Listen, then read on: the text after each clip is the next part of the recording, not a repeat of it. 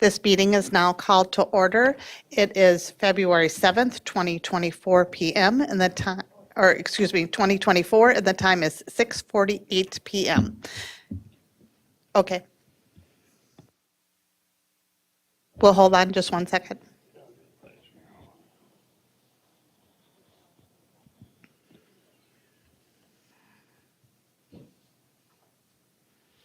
Our mission is to provide a safe and caring climate and culture in which we engage, inspire, educate, prepare, and empower all learners in partnership with their surrounding community to be successful in today's and tomorrow's society.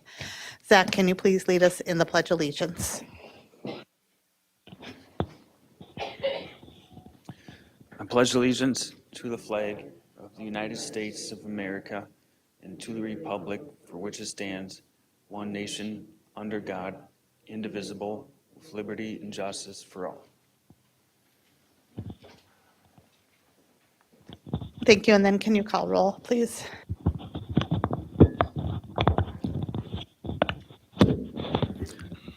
Scott Andresen, Here.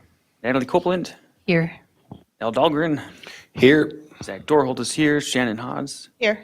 Monica Segarra-Schwartz. Here. Heather Weems. Here. The following cabinet members and staff are present at the District Administration Office. Superintendent Dr. Lori Putnam, Assistant Superintendent of Secondary Education Dr. Jason Harris, Assistant Superintendent of E12 Education Services Dr. Mike Rivard, Executive Director of Community Education Adam Holm, Executive Director of Finance and Business Services Amy Scalrud, Executive Director of Operations Gary Ganji, Executive Director of Research, Enrollment, and Assessments Donna Roper, Media Technicians Paul Novak and Gordy Scott, and the custodian on site is Evan Voss. Thank you. The next, I'm looking for a motion to approve tonight's Board of Education meeting and work session agenda. And do I have a second? Second. I have a motion by Scott and a second by Heather. Zach, can you call vote? Heather Weems, Yes.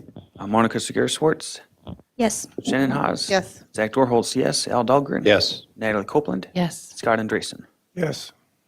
Thank you. Then we have the consent agenda. The consent agenda consists of non-controversial items that the board adopts routinely without debate. Any single member may remove an item from the consent agenda by requesting removal at the time the consent agenda is moved for adoption. On tonight's consent agenda, we have item A, approval of personal staff changes. Item B, approval of monthly financial report for December 2023. Item C, approval of monthly treasurer's report for December 2023. Item D, Apollo HVAC change orders totaling $6,107.79. Item E, approval of new Board Policy 621, Literacy and Read Act, third reading. Item F, approval of Board Policy 514, Bullying Prohibition as revised, third reading. Item G, approval of Board Policy 534, Unpaid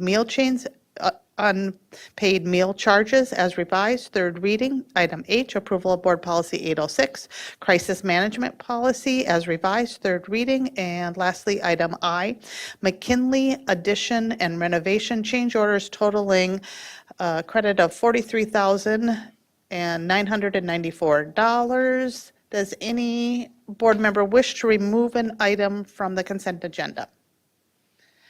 Okay, then I'm looking for a motion to approve the consent agenda as read.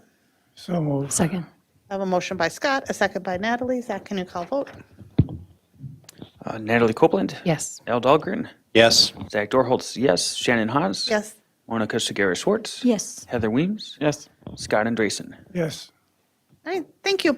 Then we're moving on to our information items. Tonight we have one, very excited for this, the Literacy and Read Act presented by Laura Stebner, Director of Elementary Education. Welcome, Laura.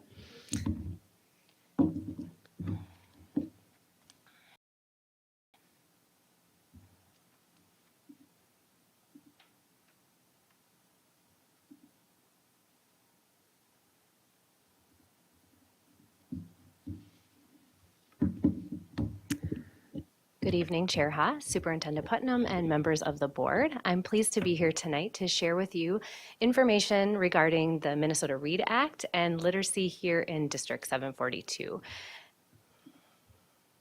Not sure what happened there. Let me refresh that.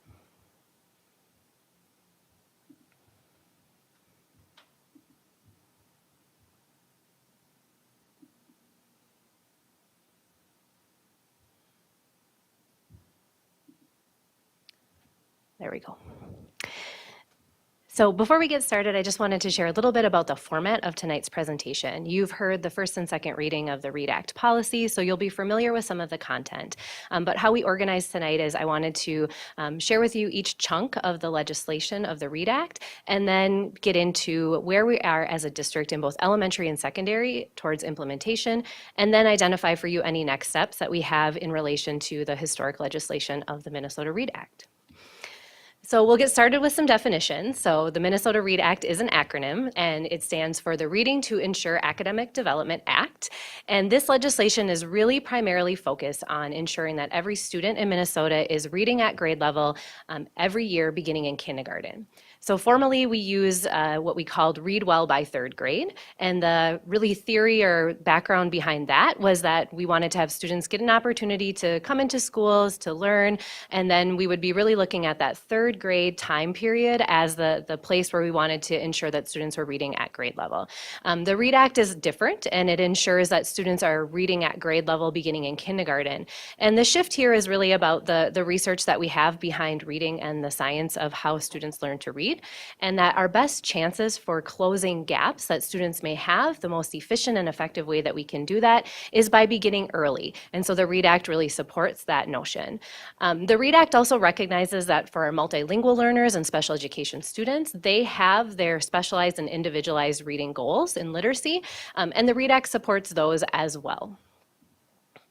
So we'll first start out with the first component of the READ Act. Really identifies information about a reading screener, parent notification, and parent involvement. So this first slide really just shares with you exactly what the READ Act says in regards to this area.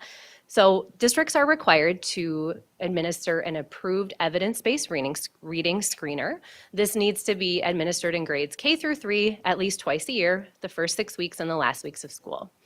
The district also needs to identify the screener that they're using in the local literacy plan and report on that by June 15th.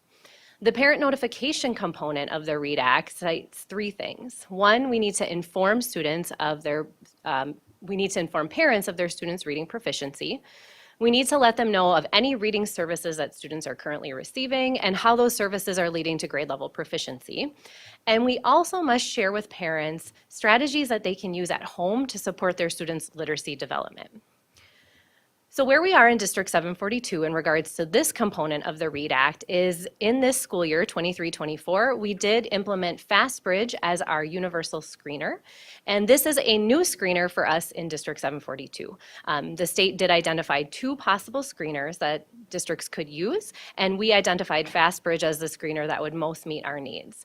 We do use this screener. It is an MDE approved one, and we share with parents at their teacher conferences how their students are doing in reading. So we have that parent reading component. We take our parent teacher conferences as that opportunity to share that reading proficiency.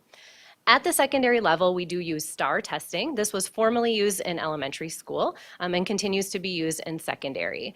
We screen our students in the fall, in the winter, and the spring. And we do really dig into students who are achieving at the 39th percentile or below. That is an indicator of where we need to look more deeply at students to understand more about their reading proficiency. Once we start looking at those students, we do determine if there are other assessments that need to be put into place to learn more about the students. So the universal screener helps us really understand who might we need to look more deeply at.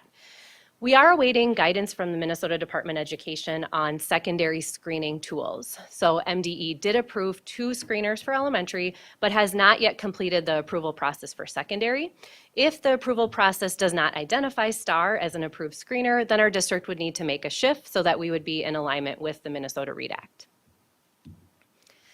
Our next steps in regards to this component is to develop a more significant parent communication tool. So as you heard, we do need to share not only how students are doing and the services that they are receiving, but also what parents can do to support their students. The Minnesota Department has indicated that they will be sharing with districts a template or a framework for these parent communication plans. And so right now, we're just waiting to receive that guidance from the state so that what we develop is in line with the expectations of the state. Once we have that information, we'll start to determine how we would execute that plan for ensuring that parents are receiving the information in a way that meets the needs of our families here in District 742. The next component of the READ Act is on identification and reporting. This part of the READ Act ensures that all students in grades kindergarten through third grade are screened for mastery of foundational reading skills. This is also a new component. So many districts use universal screeners. That's been happening for a long time, but now the state is saying specifically we need to ensure that our screeners tell us whether or not students have mastered foundational skills. When we say foundational skills, we mean things like phonics, phonemic awareness, fluency, oral language. We do need to submit the data on our student performance of foundational reading skills. And then students who are in grade 4 or above who have not yet mastered those foundational skills do need to continue to receive both evidence-based reading instruction and interventions. And we need to progress monitor those students until they achieve grade level proficiency. So in a typical trajectory, we're looking for students to have mastered those foundational skills by third grade, the end of third grade. So for our students who have not yet done that, the READ Act specifically says we need to ensure that we're providing help for those students, checking in to make sure the help is helping. We also need to identify the area of need and align our intervention to that area of need for the student based on literacy. So it really has to be a diagnostic intervention, not a one-size-fits-all. We also need to once again provide a summary of the district's efforts in our local literacy plan, and this also includes the reporting that we have done previously around dyslexia. So as a board, you've had presentations around dyslexia and our efforts. Now dyslexia efforts, reporting and screening is in tandem with the Minnesota READ Act. So those two become one as we work on literacy, and dyslexia feeds right into our literacy efforts. In District 742, we're well on our way for this component of the READ Act. In elementary, we did begin our universal FastBridge screener, and we actually determined that we would like to screen students in grades kindergarten through 5th. So the READ Act only requires K through 3, but as a district, we really wanted to ensure that we were doing that universal screener all throughout elementary school to identify any potential gaps. We know we have a transient population of students, so we just wanted to ensure that there really wasn't any students who wouldn't be screened. We also did provide training for our teachers in November around the use of FastBridge. And one of the most dynamic reports of FastBridge is something called the Screening to Intervention Report, which indicates for teachers skill gaps that students have and interventions that are right within the FastBridge suite that teachers can use to address those interventions. So in November, our teachers got a chance to review their fall data. They got a chance to review the Screening to Intervention report and get a better understanding of how the tools within FastBridge can help support them in meeting the needs of their students related to literacy. We are just finishing up our winter FastBridge screener, so now our teachers in elementary do have that second data point. They're able to determine whether or not the students have made growth. They're able to reevaluate any new students that might be in need of some intervention support, and we are allowing our teachers to really dig into that data through data digs at our elementary schools. In June, we will again report this as part of our local literacy plan. This part is going to come up again and again. Each component of the READ Act really has to be reported, but tonight I just wanted to ensure that we're getting a comprehensive look, so that's why you'll see that over and over.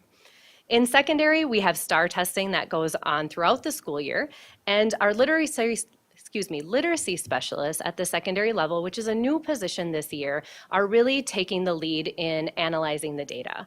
Our literacy specialists do look at all of our students, again, who fall below that 39th percentile. They determine students who, through a comprehensive data dig, may benefit from some additional screening, and they really work side by side with teachers or deliver those screenings themselves. We know that even though we are looking thoroughly at the data, there are other students who may be struggling with reading and they may be not falling into that 39th percentile or below. And so we do have our MTS process, which is our multi-tiered system of supports. Teachers are able to bring students to their MTSS team to talk about students that they are seeing some needs, and the MTSS team can also be a place where additional screening is identified as a need for students. So I just wanted you all to know that we have that net that we cast where we're really looking deeply, but then we also have an additional pathway where teachers can say, I need some help and support to look more deeply at this student. Again, we are awaiting further guidance from the state around the reporting expectations for secondary. That has not yet been shared with school districts. Our next steps when it comes to identification and reporting is ensuring that those students beyond 4th grade who have not mastered the foundational skills are receiving the evidence-based instruction, the interventions, and the progress monitoring. So we do have many interventions in place. We have many supports for students. The READ Act, though, makes it very, very clear that these 3 things must happen for students: progress monitoring, intervention, evidence-based curriculum. So as a district, we need to just be very explicit and tight on what that looks like within our system to ensure that there aren't any students who aren't receiving those 3 components. We also need to ensure that our teachers are equipped to deliver interventions within the elementary classroom. Licensing for elementary teachers does allow teachers to deliver reading interventions as part of their classroom experience.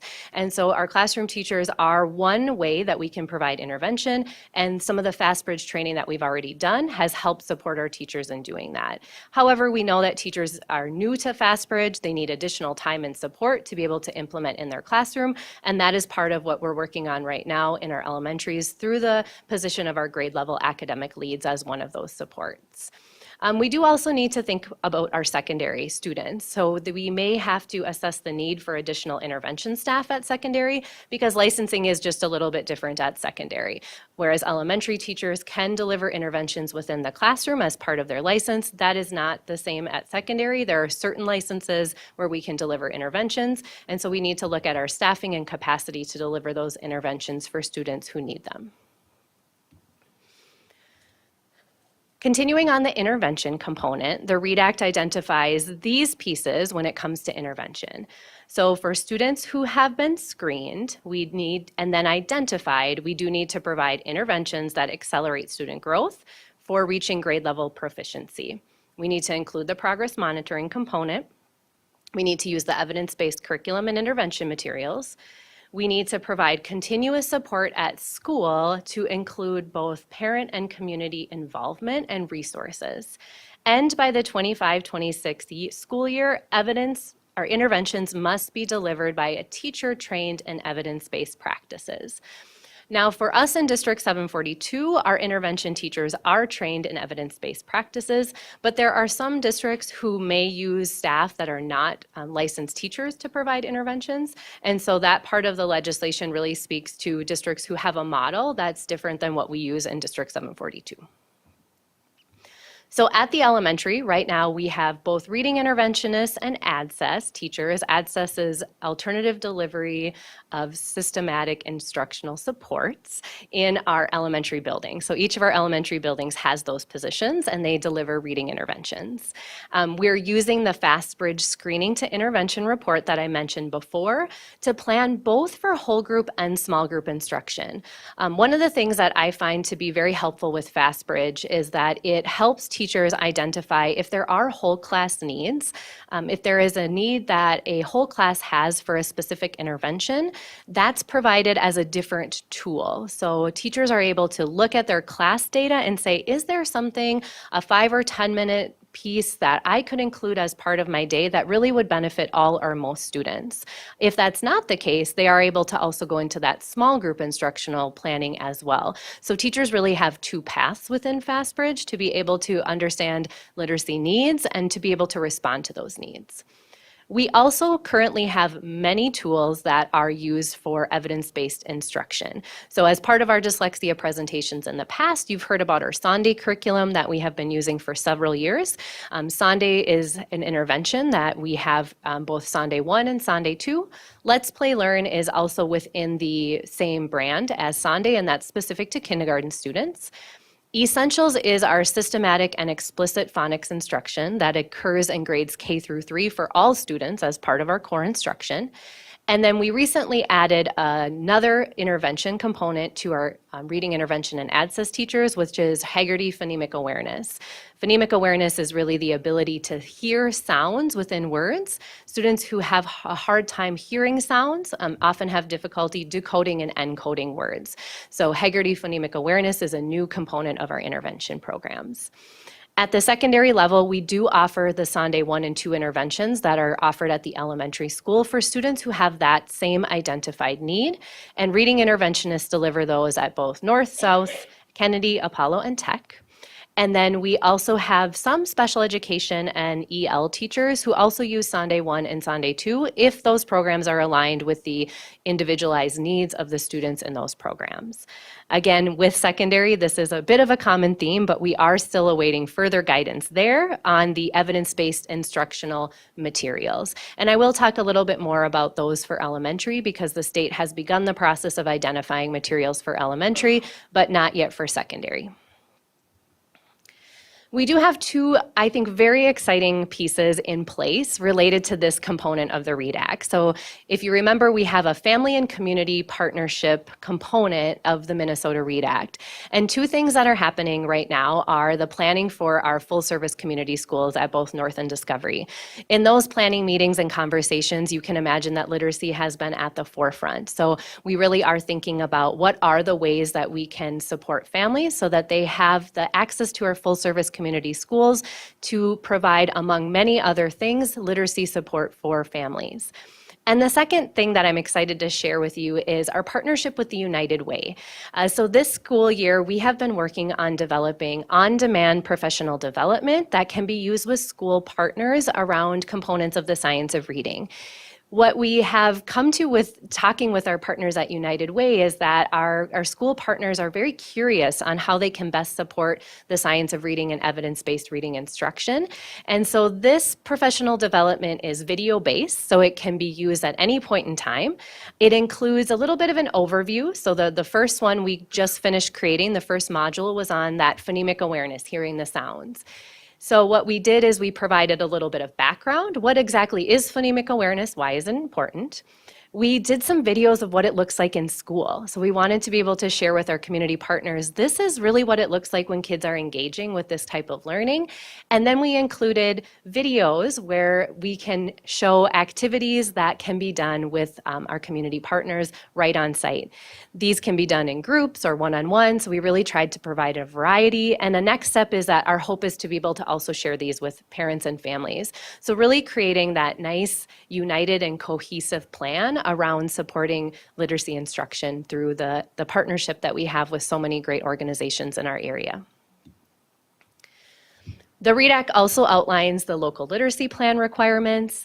These are really just completing the plan. So I won't read these to you because we've talked about many of them and we will talk about the ones we haven't talked about yet as part of this presentation. But the READ Act identifies that we must complete our local literacy plan, include all of these pieces, and turn it in on time, which we will definitely do. There is also a big component of the READ Act around staff development. So the state of Minnesota is recognizing that not all teachers have had the opportunity to have professional development in evidence-based reading strategies. And so the READ Act identifies that by July 1st of 2024, the teachers that are listed on the top part of the screen need to have had access to training. So not completed training, but have had access to begin training. That includes all of the classroom teachers in pre-K through 3rd grade, intervention teachers, kindergarten through 12th grade, special education teachers, curriculum directors, and anyone who would be involved in selecting literacy curriculum must have a training in the science of reading or evidence-based practices. There's also a second group, or a wave 2 as we're calling it as we plan, of teachers who need to complete the training by August 30th of 2027. This is additional special education and multilingual teachers, and also teachers who really engage in reading instruction. So 4th through 12th grade teachers who provide any instruction in literacy must have the opportunity to receive training by that August 30th, 2027. So last year I got to share with you our LETTERS plan, Language Essentials for Teachers of Reading and Spelling. So we are well on our way in elementary to fulfilling this requirement. Our teachers began their training in LETTERS in the fall, and they began in September, and they have been working very diligently on this quite heavy lift but important learning.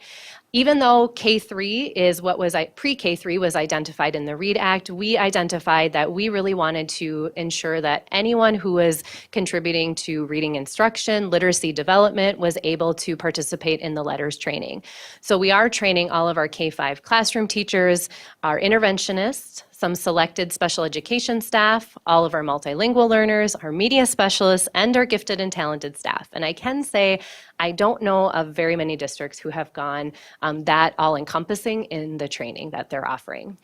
We've also developed a plan to conduct that during our extended Wednesday duty day. So our teachers are completing that training while they're within their contracted time and not outside of that. This is a heavy lift for our teachers. It's a lot of learning. It's a multi-year training, and so we do have options for graduate credit and lane change. This is something that we provide for our teachers, even though the district is giving the time during the day, because it's something that we're really requiring our teachers to engage in, and so we want to honor that through the graduate credit and lane change. We also have ensured that there's training beyond what's required by the state for our elementary staff. So I shared with you that we have Essentials, which is our systematic and explicit phonics instruction curriculum, and that is in grades kindergarten through third grade. This year we did expand to some new grade levels, so part of the training that we've provided is training to deliver the Essentials curriculum, including support from grade level leads who can come in and model, co-teach, and give feedback around the implementation of that curriculum. At the secondary level, we did receive a grant for Carry-All training.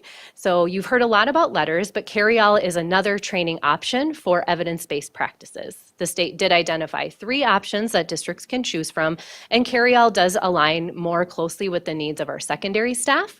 And so that is the training that we've identified as meeting the needs of secondary staff. So there are identified special education, EL, and 612 instructional staff who will be offered the opportunity to engage in that training for the 24-25 school year. And then our literacy specialists at the secondary, again, that new position, do provide support, professional development, training, planning, really side-by-side on-demand support for our teachers and content areas around the implementation of literacy practices. And at the end of today's presentation, I'll be showing you an example of what that looks like.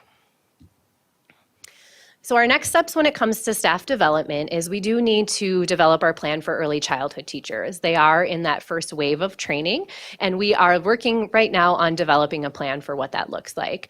We are hoping to be able to launch that training in the fall of 2024, and most likely the early childhood teachers will be engaging in a version of LETTERS that is specific to early childhood teachers. And then we also need to continue to plan for those additional elementary and special education staff that have not been part of our first wave of training, and then the identified secondary staff. The identified secondary staff are on that second wave, so we do have a little bit more time to identify our training and our plan for implementation of that LETTERS training, or the science of reading training. I did want to break down curriculum for you because there's a little bit of a few moving parts or things that all sort of play into the implementation of new curriculum. And so the READ Act specifically states that after July 1st of this year, anytime a district purchases something new, they do need to ensure that it is an evidence-based resource. And that means core curriculum, intervention materials, supplementary materials.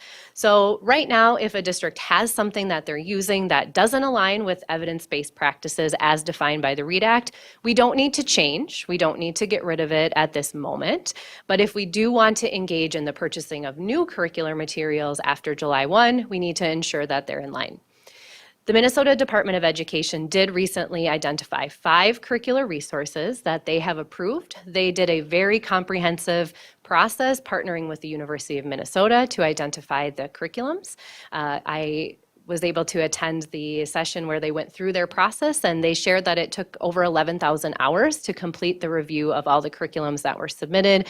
So it was a highly in-depth process, and the state does also have about 20 or so curriculums that have not yet been approved but are eligible to be re-reviewed. These are curriculums that were maybe missing a component and can provide additional artifacts, and there may be additional curriculums that are approved from the state. There's a 60-day period where the state has to review anything that's been resubmitted. In 25-26, we do need to implement our new English language arts standards, but then in 26-27, we need to be using the evidence-based practices, and we have to have curriculum in line with that.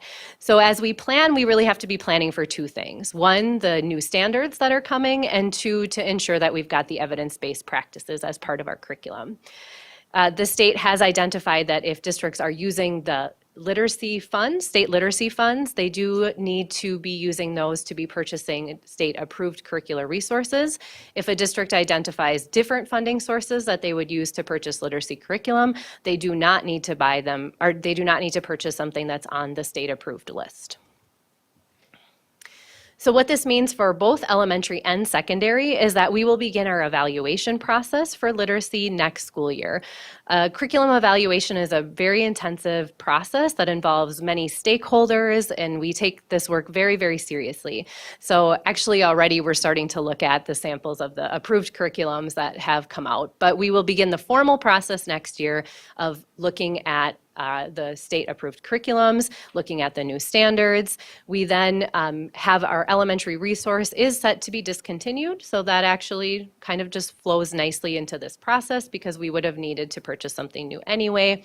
And then the curriculum review process that we engage in will include a deep dive into the reviewed curriculums by the Minnesota Department of Education. Spending 11,000 hours reviewing curriculum isn't something we have the capacity to do, so we are going to definitely leverage the great work that they have done to help us be funneled towards curriculums that really do meet the needs that the state is identifying. One of the components that was outlined on the literacy plan is that districts are encouraged to use an MTSS framework and identify what that looks like.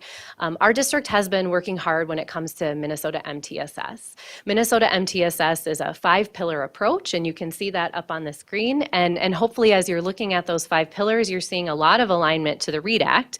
The READ Act is all about infrastructure for continuous improvement. It's about family and community engagement. It's about providing multiple layers of support, assessment, and data-based decision-making. So the READ Act and MTSS really parallel nicely.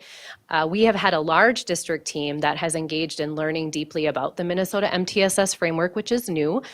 That work has just been completed within the last few weeks, and now there's going to be a team that will come together to create an Minnesota MTSS handbook for our district.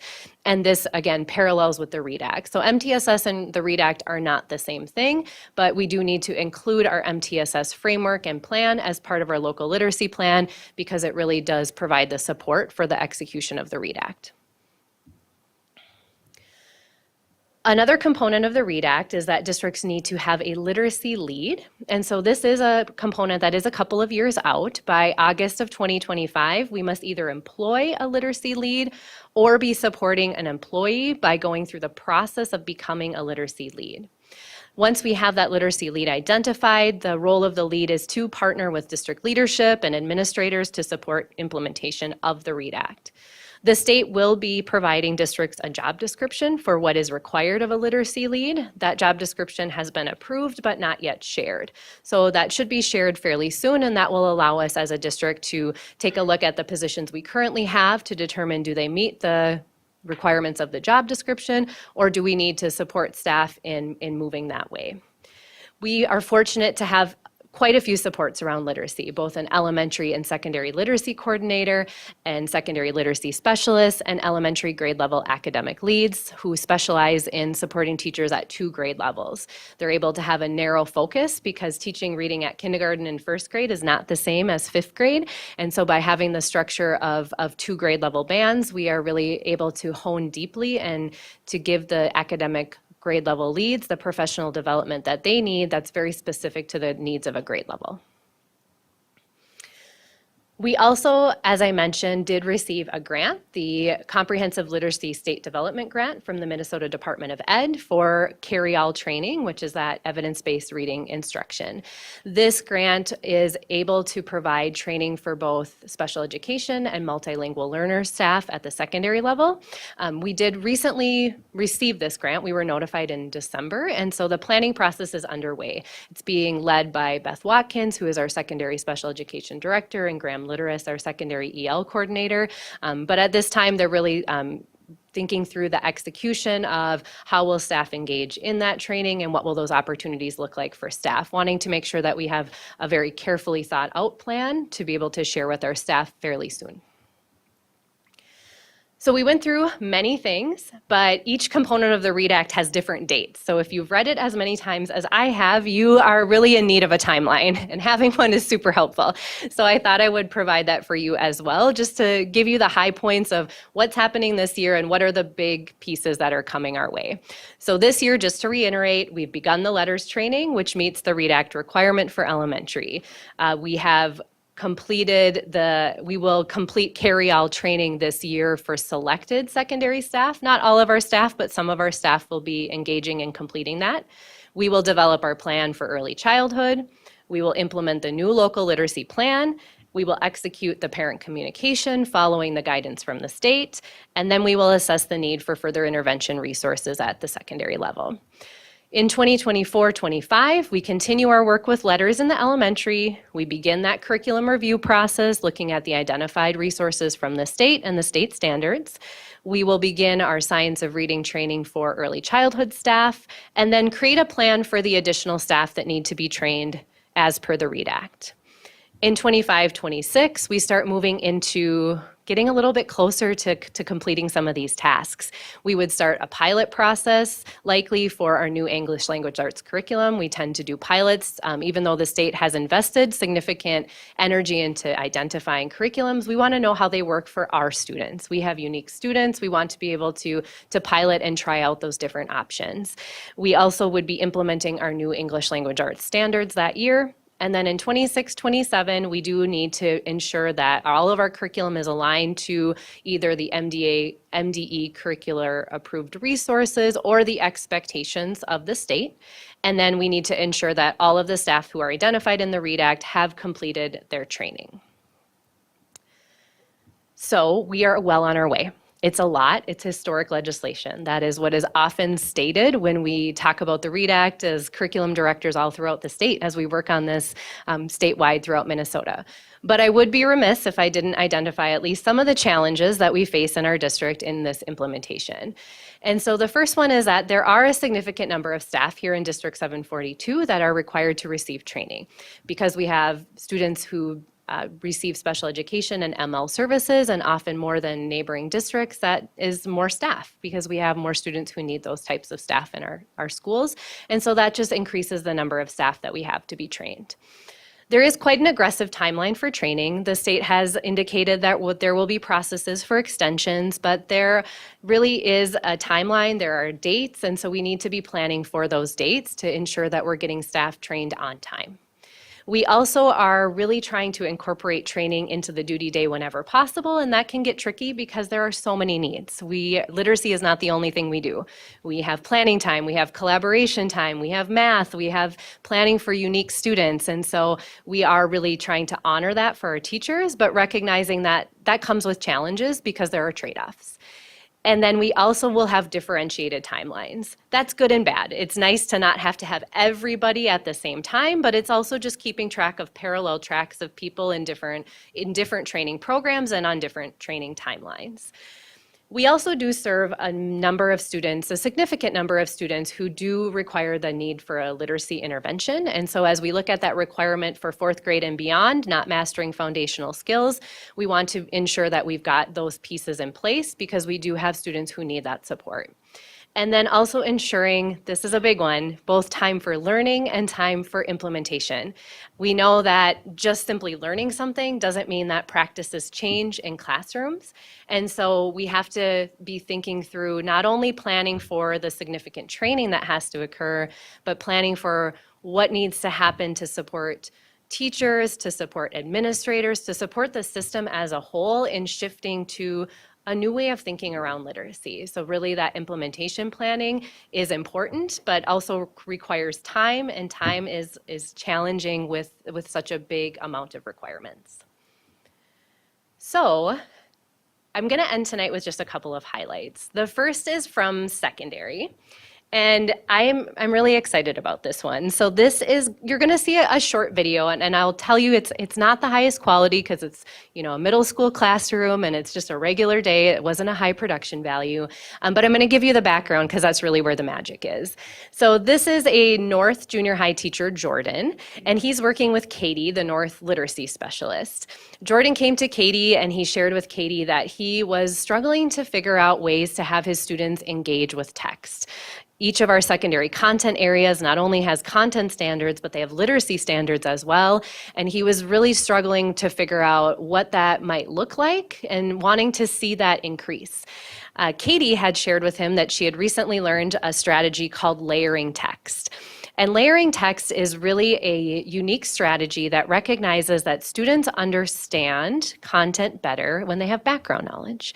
And so it starts with providing students with a less complex text on the topic that they're going to learn about, and students practice the skill that they're going to learn in a less complex text.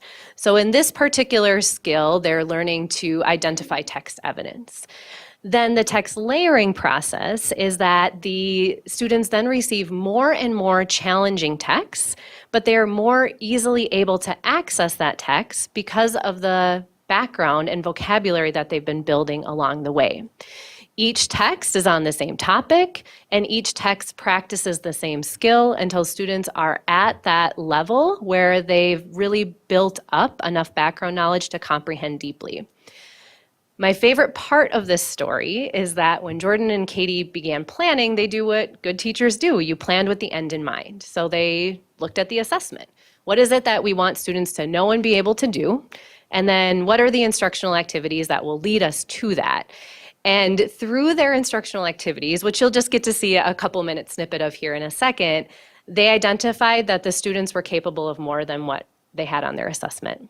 So they were able to then redesign their assessment to be more rigorous because the students really indicated that they were capable of more. So that's exactly the kinds of stories that warm your heart and really speak to the power of our literacy specialist position and the good work and collaboration between literacy and content area teachers. Jackson will continue. Jackson also showed strong support and protection for the union under the nullification crisis. What was the nullification crisis? So, if we read through the next couple sentences, what happens is, yesterday we really focused on how Andrew Jackson wanted to save the country money. He wanted the government to spend the least amount of money as possible, but they also had to make money in some ways. And so he really was a big proponent, meaning he really wanted the government to pass tariffs. And so tariffs we've talked about in the past, but they're taxes on stuff that comes into the country from other countries.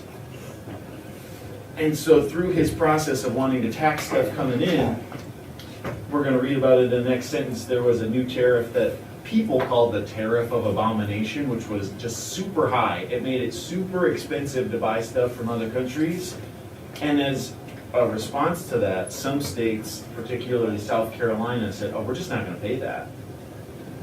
And they were trying to nullify this tariff, meaning say, oh, that's great that the government passed this law, but we're just not going to listen to it. So nullification means you're trying to take like the power away from something. They were saying, oh, this new law, we understand it, we recognize it, but we're just not going to follow it. So they're trying to take the power away from it. So this sentence also helps explain that. After the tariff of abomination in 1828, a high protective tariff angered the South. So the South got really angry, especially South Carolina. They turned their interest to nullifying the tariff. So we have a few things here that we have to go back and highlight now. Now remember, you get to decide if you're going to highlight his actions as a yellow or as an orange. Yellow more positive, orange negative. Hero, villain. So take this time right now and decided you're gonna highlight, he wanted to combat economic inequality and monopolies of the wealth. Right here, so everyone pick up the color that you're gonna highlight. Are you gonna color that in yellow or in orange? You wanted everyone to have about the equal amount of wealth. Is that orange in your mind or yellow in your mind? Highlight that now, okay? So through this layering of text process, the students were able to have a clear understanding of the content through that building of background and that repeated exposure to the types of reading strategies that they needed to use in social studies content. And then for elementary, just some exciting updates are that we are not only engaging in letters, but we're also doing some deep dives into content, which are really focused on application.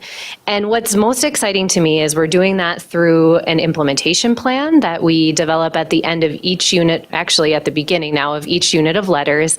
And that work is being supported by our district elementary literacy team, which does include teachers from every single one of our schools, as well as administrators.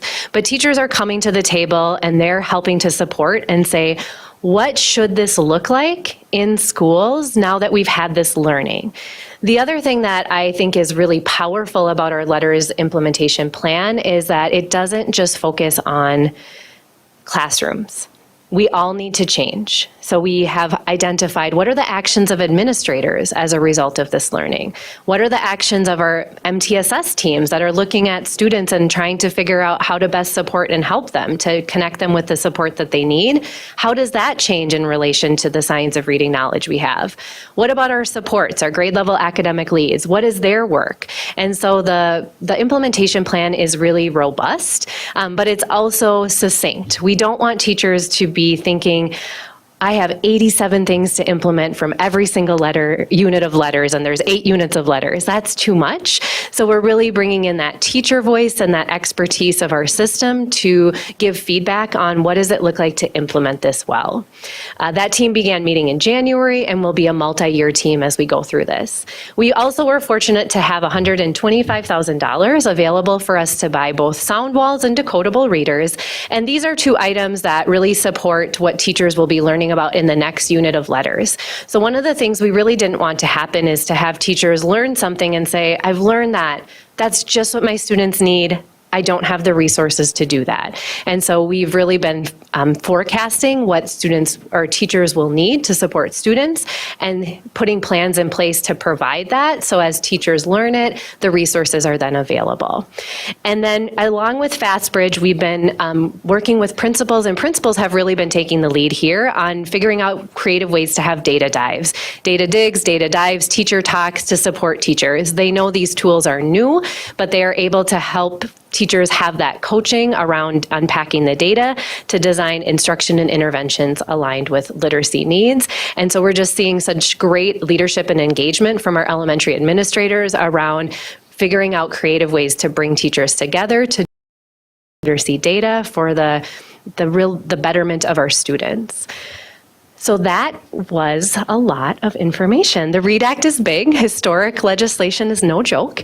I would be happy to answer any questions you might have about our literacy efforts and the READ Act. Thank you. We'll start with Al and then go to Natalie.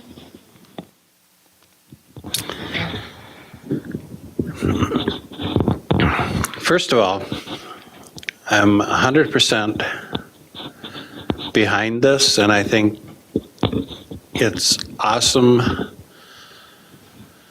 the way that we're changing how we teach kids to read and the efforts that are being put in place to do so. I think it's going to work. I think that in the end, kids, are not just here, but across the entire state, are going to be better readers. They're going to learn to read sooner, earlier. They're going to be better students because they can read. There's a thousand things that I can sit here and say that I'm really, really positive about it. And then there's a few that I'm very, very concerned about. One is, and it kind of relates back to It relates back to, in my head, it relates back to when they increased math standards. They redid math standards and they made math more difficult.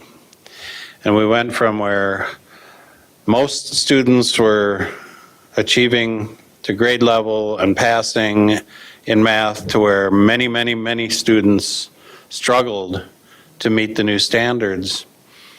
And then that turns into, we throw all this money at education and kids still can't learn how to do math.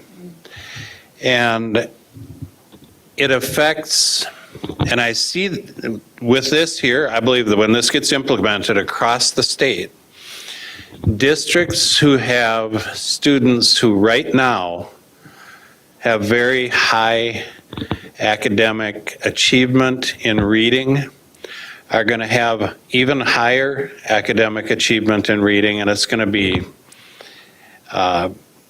magnified. It's not just going to be a one-to-one thing. They're going to really, really achieve what in reading. And districts where we have struggled, I think a lot of those struggles aren't something that you're just going to implement something like this and overcome it. When you have 40% of your students that aren't with you on the last day of school that were with you on the first day of school, or vice versa, 40% of those students, you still have the same number, it's just that there was a 40% turnover of students. You don't have an opportunity to work with those students for a full year. We have students coming from other countries who don't speak English, and when all of this gets said and done and the state comes in and does their reading measurements, districts with really high achievement, historical, are going to have really high achievement, and districts that have had really low achievement, historical, if the standards are raised, it may be even become more difficult to achieve to those standards. And I'm not saying that these kids aren't better off. These kids are better off. But unfortunately, when the state comes in with their standards, when they come in and grade everybody in grade districts, and they say, hey, St. Cloud's a great district, or St. Cloud, don't send your kids there, man. They're failing. I have fears that this is going to amplify the success of very highly successful achievement-producing districts, not because they're better, but because the students that they serve don't have the difficulties that other districts have. And so I guess I just hope and want to believe that somewhere in here, MDE is going to also step back and say, hey, we got to look at how we rank districts, how we say that they're doing an exceptional job. I mean, I think if you take a kid that doesn't speak any English and he's a third grader, just came to the country, never been to school in his life, one of your goals, one of the goals of the READ Act here was an intervention that all students would be who were identified as not reading at grade level would be by the end of the school year. Come on. That isn't going to happen with someone who just came here in third grade and hasn't had any education. It's going to take longer. But that doesn't mean we're a failure. You might take that kid twice as far as the districts who have students with them from the beginning. And we know that our students who are with us from kindergarten on, and they're here several years, many years, we do very well with those students. Those students do very well with us. And it just isn't fair for MDE to come in and just brand a district as a struggling district or a district that's not teaching to standards when it isn't true. It has more to do with our demographics and the backgrounds of our students than it does to do with what we're teaching and how we're teaching it. I think that we are probably light years ahead of other districts right now as far as this is concerned. And the reason that we're light years ahead of other districts is because we know that we struggle. We've been branded as a district that struggles. We know that we need to address those issues, and we are seeking out solutions to try to overcome that. And yet, there's going to be other districts, like I said, where these students, when they put it in place, these students that are already high achievers are going to come in and they're going to achieve even higher. And it's going to be a struggle for us. And I just hope that MDE addresses that.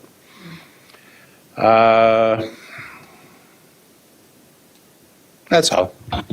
But I really appreciate everything that's being done, because I do think that all students, every student is going to benefit from this. So. Thank you. And I think you bring up the points that we all of us who sit around this table know and live each and every day. The one thing that I would add that I think is hopefully helpful with our transient population is a more aligned system and consistency across the state.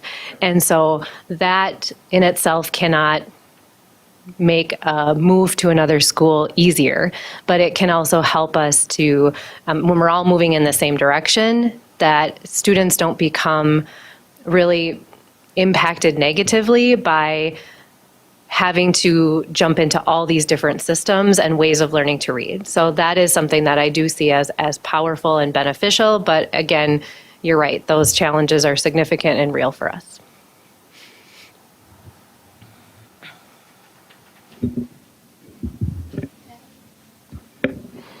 Thank you, Laura. My head hurts after that. And so I just want to shout out to every single teacher again, and yourself and all of your team that, like you said, this is not all we do, but it seems like it's a majority of what we're doing right now, rightly so, and still very difficult. I saw a video today that was a poem that said, I stayed in bed today because of, and then it said a bunch of things, and it reminded me of when you said something, because it said, I stayed in bed today because of unprecedented times and historic events that keep happening every year. So this is historic, and the amount of work that you're describing is also historic. Not that we weren't doing work before on literacy, but this is wow. I have some seeking to understand questions because I feel like until today, I knew of what we were doing, but now I really feel like with what you're telling me, I know how we're doing it. And so thank you for that. So first of all, MNMTSS versus the MTSS that we've talked about for many years in this district, what's the difference? Sure, I will do my best to describe it. I'm a learner on the process. So MTSS in a traditional or maybe previous model was really focused on supporting individual student needs, whether those are academic or social and emotional needs. It very often focused on a team at a school level where a teacher would say, I'm really concerned about this student for X, Y, and Z, and that team would problem solve and look at what was available. And Minnesota MTSS really asks us to step back a little bit and say, you know, you can have all the meetings in the world about students, but if you are missing that family and community engagement partnership, you're missing a critical piece. If you don't have the infrastructure you need, or you don't have the assessments in place, or a data-driven decision-making model, this component of problem solving for students isn't going to be as strong as it could be. So Minnesota MTSS takes much more of a holistic approach and asks districts to think about all of the pieces that have to be strong and functioning together as a system in order for that system to thrive. So that's the best way I could describe it, Natalie. And the more that I've learned about it as being part of this learning team, it does feel like a lot of ahas are happening. Like, of course, family and community engagement, it can't be a separate standalone thing. It's about everything that we do. Of course, data-based decision-making is about everything that we do. So it's really, for us, it will be a lot of connecting of things that we have developed that are strong, that maybe aren't as connected as intentionally as they need to be. Does that help? Yeah, thank you. MTSS 2.0, like we're Yes. doing the things Yes. we're already Yep. doing, but in a more streamlined way? Yep, efficient, effective, Okay. streamlined. I'm into that. Wonderful. So you're talking a lot about 39% and below for proficiency, and that's who gets the automatic interventions. And so I'm thinking, you know, my kids are old kids now and in high school and college, and so I'm trying to remember back to the days of STAR testing and things like that. So if in that September FastBridge screen, which is not the same as STAR testing, yeah? Correct. They're both Okay. universal screeners, but they're Okay. different assessments. So they serve similar purposes. But FastBridge is significantly better at helping us understand who's mastered discrete skills. STAR was more of a broad assessment, Okay, so we're using FastBridge in elementary. K through 5, and we're still using STAR in secondary. in secondary. Okay, thank you. So let's say someone in their September testing gets a 38%. Is that saying they know 38% of what they need to know by the end of that grade they're in, or where they are that day? I'll clarify. So the 39th percentile and under is an indicator of risk, but it doesn't necessarily mean the student is at risk, and it doesn't necessarily mean there's an automatic intervention. What's It the means- percentile for where they are with other kids? Yeah, it means I we need see, to I look see. more deeply. So Okay. it's a national norm. So we're saying this student is performing at the 39th percentile or below as compared to peers across the nation. Okay.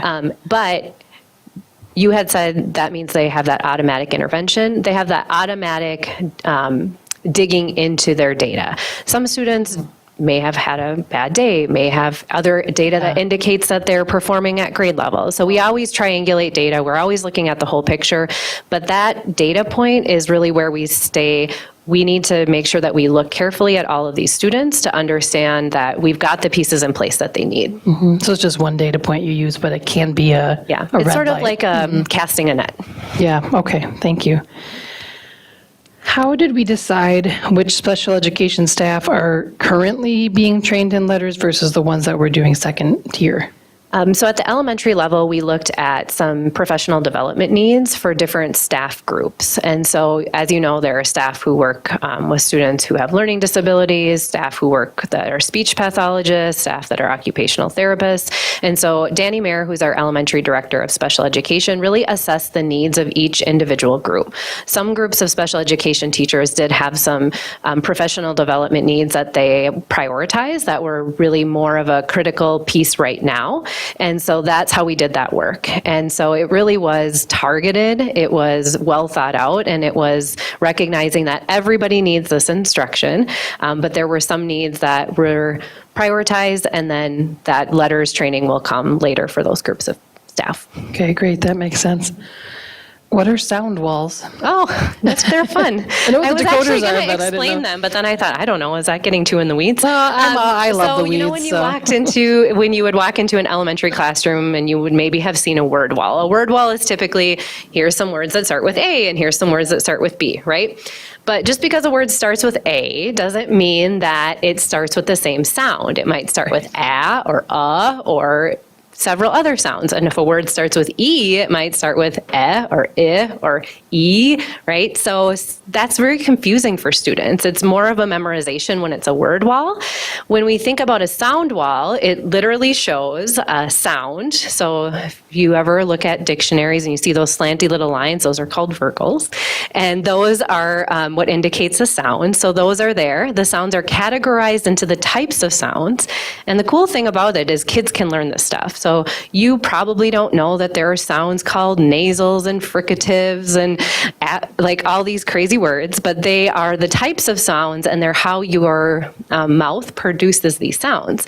And teachers, as they go into our next unit of letters, will learn that. And teachers who are further in letters have shared that with their students. The sound walls also include a picture of the mouth, because sometimes when students are confused about sounds, really seeing what their mouth does when they make that sound is helpful. Looking in a mirror and actually watching their mouth. And so the sound wall will have the sound, it will have a picture of the mouth, and then teachers are able to put words onto the sound wall that align with those sounds.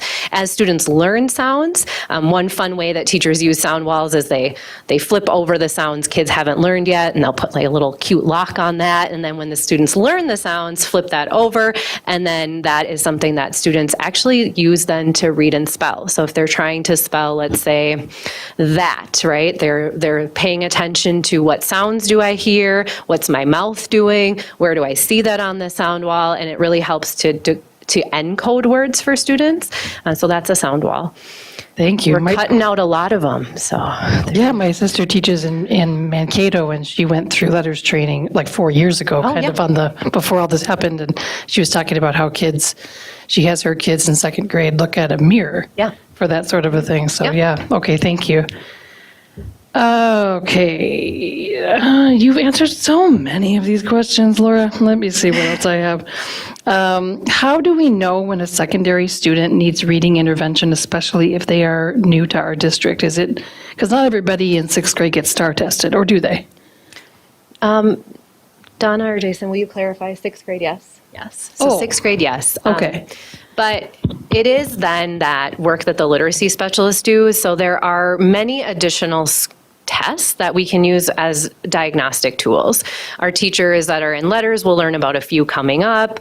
We have a dyslexia screener that we've used in the past. And so once we do that STAR testing, we do kind of take a look at what's the historical data. Have any of these additional screeners ever been done before? If the student is new to us, we are likely going to do other assessments to help us understand if they need an intervention, and if so, what that intervention should be. So we're fortunate to have the learning that we've had. The amount of staff that we've had who have engaged in training in letters or other evidence-based practices, because there are a lot of great assessment tools that really help us pinpoint even more specifically than we would get on FastBridge or STAR. So is STAR up to eighth grade then? I'm just trying to understand how we catch our students I'm gonna have Donna starting in answer ninth these, so grade? I- Yeah. Right now, we have 6th through 10th assessed on STAR, and some in 11th and 12th, if they need it. Well, I just maybe stopped hearing about it from my kids starting in sixth grade, so I just assumed we weren't doing it, which is my bad. Thank you, Donna. And then the last thing I want to say, it kind of piggybacks a little bit on what Al is saying, which I totally 100% agree with everything he's saying. It's all good, and still, the challenges that we have are still the challenges we have as the district, and we're going to do the best we can, as we always do. The funding piece for this, and I don't know, Laura, if you're you don't have to understand everything that I ask. This might be somebody else. Thank you. Like Amy, for instance, that might need to tell me. But sometimes I wonder to myself, in some ways, is this an unfunded mandate because of the training? Yes, she's shaking her head over there already. In all ways, in all the possible ways, we have another unfunded mandate. So how, I know we do training for our teachers. I know that's part of our budget, but how much are we missing? How much of it is funded? 40%, 30%? Maybe it's not that easy, but just to know that. So 0% is funded. Oh, that's a very easy number. Yes. Okay. So we are fortunate that we are utilizing for this first big push of training for staff. We have ESSER funds that we've allocated as part of our plan to use for our elementary. And then we applied for and received some grants for our secondary staff. So we do have funding in place. And then going forward, our intention is to more than likely, as we budget into next year, knowing that we have staff who come in, right? We have staff turnover. There will be a continual need to train staff. And so that will be written into our Title II federal funds, since that is targeted for professional development. So we do have a funding plan, but no, there's no new money that comes. It is an unfunded mandate. Okay, yes. Jason, do you have something to jump in there and add before you? No, I'm good. Laura's doing a great job. When she went over to talk about STAR students are still tested in middle level and high school all the way up to 10th grade. They also progress monitor. We still have a system in place. The big thing, like you saw from MDE, we're waiting on guidance, right? Mm-hmm. What's a research-based assessment that we need to use? I think we'll get more guidance around that. But we still continue to look at our math and reading skills.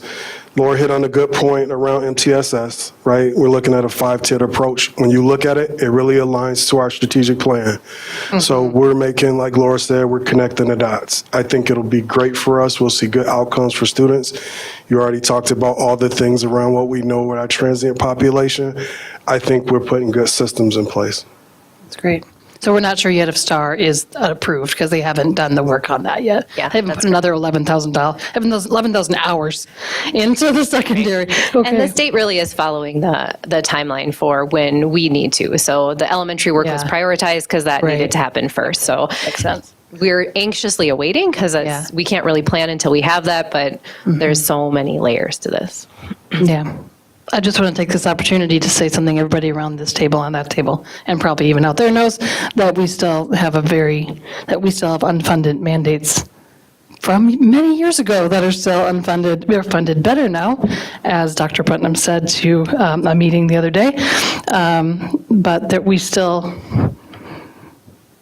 want to do this work, but we don't have the money we need. And we'll do the work, but we still need more from the legislature. So that's all I'll end it. Thank you so much, Laura. This was really helpful. I have a few questions. Thank you. This is very insightful. In follow-up a little bit to the question that Natalie asked about funding and training. So is this curriculum being implemented within the training programs for students or for teachers, the teacher development model in universities? So will you, if you hire younger coaches, sorry, that's my world. If you hire hire younger those too. teachers, will they come out already depends. trained in this? It depends on the university. So at this point, there isn't any aligned work at the university level that I'm aware of. So there are some universities that are very strong in the evidence-based practices. There are others that are not quite as strong. So that is something that we are really thinking a lot about. How do we partner with the universities that we have to really ensure that they have a deep understanding of what it is that we're being asked to do and that their support can only benefit us. So at this point, it is sort of an it depends question. Well, it would answer. seem with that response that it would also influence who you want to hire as a teacher. I mean, if they're coming in with that sort of background and evidence-based understanding, then obviously that plays out in a different sort of way. And again, I don't know, is letters-based research, I know it's relatively new, have they tested the effectiveness has anyone piloted this? I mean, do they know, like, where do you see the success of this happening, and what's that evidence per se? So LETTERS is actually based on about 50 years of research from different fields of science, cognitive psychology, brain science, neuroscience. So it in itself isn't necessarily new work. We've known for quite some time about how the brain learns to read, but putting it all together in a prep program for teachers is fairly new. We do look to other places in the nation that have seen success, but the success does take years. So when we're thinking about what we work on with kindergartners, we will see increases in kindergarten outcomes and mastery of foundational skills, but it will take a while for that to translate to state assessments and all of those pieces. We look to states like Mississippi is often cited as a state that statewide did letters training for their teachers and really did see some significant growth, was actually one of the only states in the nation to see gains in literacy. So yes, to answer your question, there are states and districts who have done, like Natalie said, that letters has been done for years. It's not just letters. It could be other trainings that are aligned to that evidence-based practice. But that is something, I think the results in Mississippi really kind of woke up the nation quite a bit to say, wait, nobody else moved. What's happening there? And it really was that commitment to training teachers, to implementing well, and to those evidence-based practices. And then my last question is probably more subjective, but we always talk about assessments and we talk about being able to measure everything. In all of this, do we try and wrap in the love of reading? And I think that that's something that we really, I mean, I see it in my own kids. I was an avid reader as a young person, as were all of my brothers. And I don't see that in my kids. And partly because of these things, and we don't define reading on these, and maybe we need to, and articles and that sort of thing. But is there any part of this that simply talks about the love of learning, the love of reading, not simply to meet assessments and look good on paper, but because it is, it creates better citizens, it creates more creative and thoughtful people, and it just provides better society? Yeah, and actually, I'm actually really encouraged because evidence-based practices fall in sort of two camps. One is decoding, literally reading words off a page. But the other is in language comprehension, vocabulary knowledge, background knowledge, and the work that the state's doing to help us identify curriculums is saying we need curriculums that build those foundational skills, so students can literally read the words on the page, but we also need knowledge-building curriculums, because when students have strong background knowledge and strong vocabulary, they become better comprehenders. A lot of literacy programs are very skill-based right now, and that skill-based instruction really hasn't proven to be effective. It's hard to identify the main idea or key details in a text if you know nothing about the content.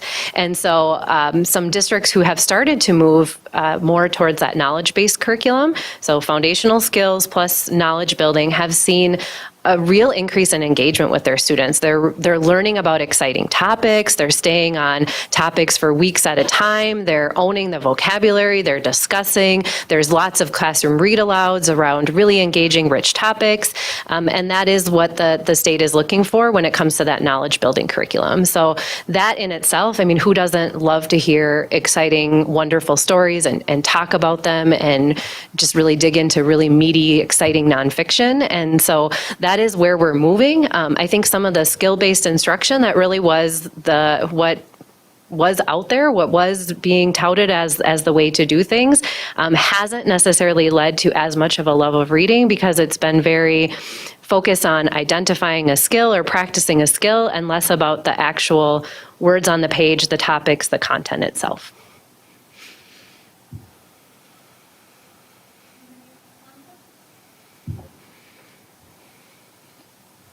Thank you so much for everything.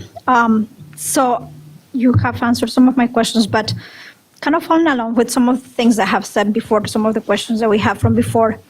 I was looking at the training and the challenges, and I mentioned and I noticed that your challenges mention training as a challenge. So one of the questions that I have about that is, what are the consequences of not meeting those guidelines? So the consequences of not finishing the training on time or not doing the training at all? Either one. I mean, what are the consequences that we get from the state? You said that there are extensions, but then what happens if we don't? I mean, if not, it's not funding.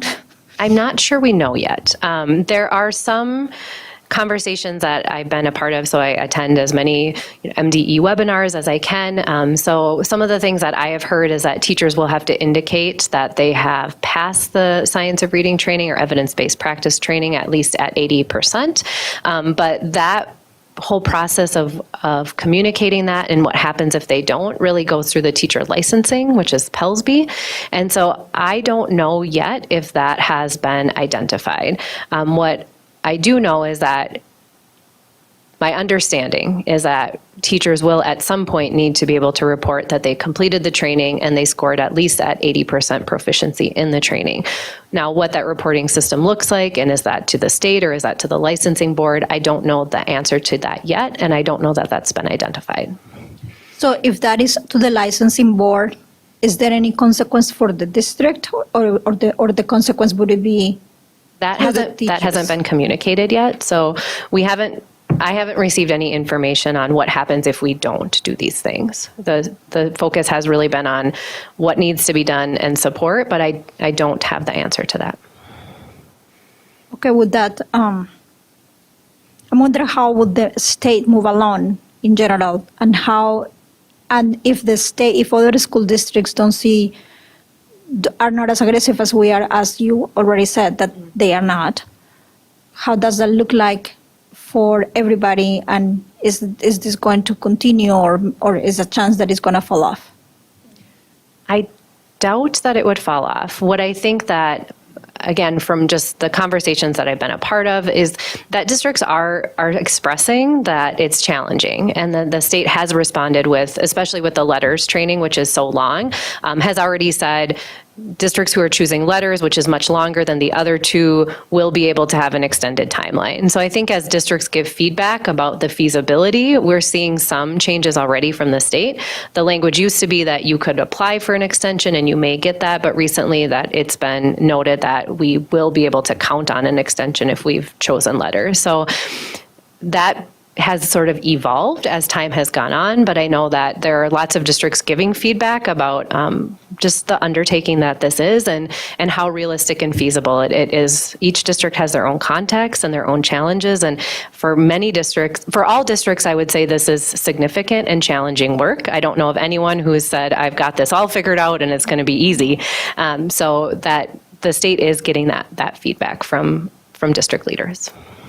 The other thing that I'm looking at around the challenges that you listed is that one of the things that I noticed before is that the component is not only in training teachers, but it's also in a partnership with families. And you didn't list that as a challenge. So you have that figured out? No, I think we could have listed that as a challenge. I think we're starting. We've got some pieces that we've started, especially with some of the things with our school partners and our full-service community schools. But no, I would identify that as a challenge too, figuring out how to best partner with the diverse families, and families need different things. So being able to figure that out would certainly be a challenge. So one of the things that I have identified to the presentation is that other than mentioning that this require a partnership with families, there is no other information that I have gotten through the presentation today about how that does look like, what is it for, what is the benefit, or anything else that will do that. So what I will say is that this presentation, in what I have heard, tells me a lot that this is a skills-based instruction, and you said that it's not. I think that it is partially skills-based instruction. That is a component of the evidence-based practices. So skills-based mastery of foundational skills is one half of the coin of evidence-based practice. The other side of that coin is the language comprehension, focusing on syntax, background knowledge, vocabulary comprehension. But the state, many of the pieces of the state legislation are related to the mastery of foundational skills. So that isn't the only component of evidence-based instruction. However, the Minnesota Comprehensive Assessments, or MCAs, would help us already to have a component in place that measures that reading comprehension, language comprehension component.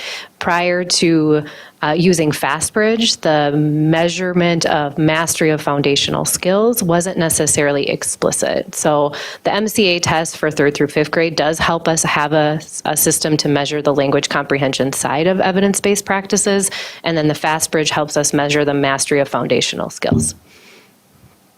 So it is twofold. So when do we get another update of this? When would you like another update?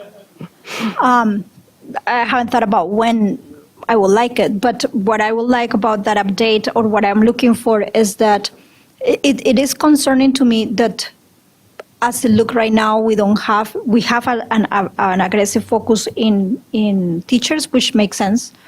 But I'm not see how are we seeing the other components, especially the family component.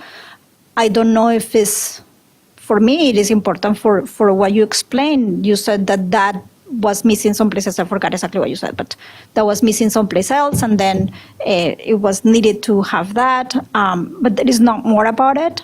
And in my experience working with families, is extremely hard and difficult, and it's even more difficult than working with teachers that you pay and are in the school, and you have a captive audience for many things. Mm-hmm. So I am deeply concerned about that part. So that's what I would like to know. When is that? Like how is that being thought out, and by when? I don't know. It could be another year, but it could be. I'm not telling you have to figure out by tomorrow, but by when we get the next update, hopefully not in 2 years when we get this complete cycle. Yes, certainly. That would be one part that I like to see. And also a little bit more about that love of reading. When Heather was asking you for the love of reading, you mentioned nonfiction. I want to see the fiction part, because just got an information, but then how you see stories and develop stories is a very important part that I like to see that. And as I've started to dabble in the curriculums that were either approved or most highly rated, it's usually a 50-50 balance. That's pretty common where students are engaging in nonfiction content for a unit and then flipping over to that fiction content. Both are essential and both require a different skill set as readers, and we want to develop both of those in students. So yes, I did speak to that nonfiction, but you typically see about a 50-50 balance in the curriculums that are most highly rated. Thank you. You're welcome.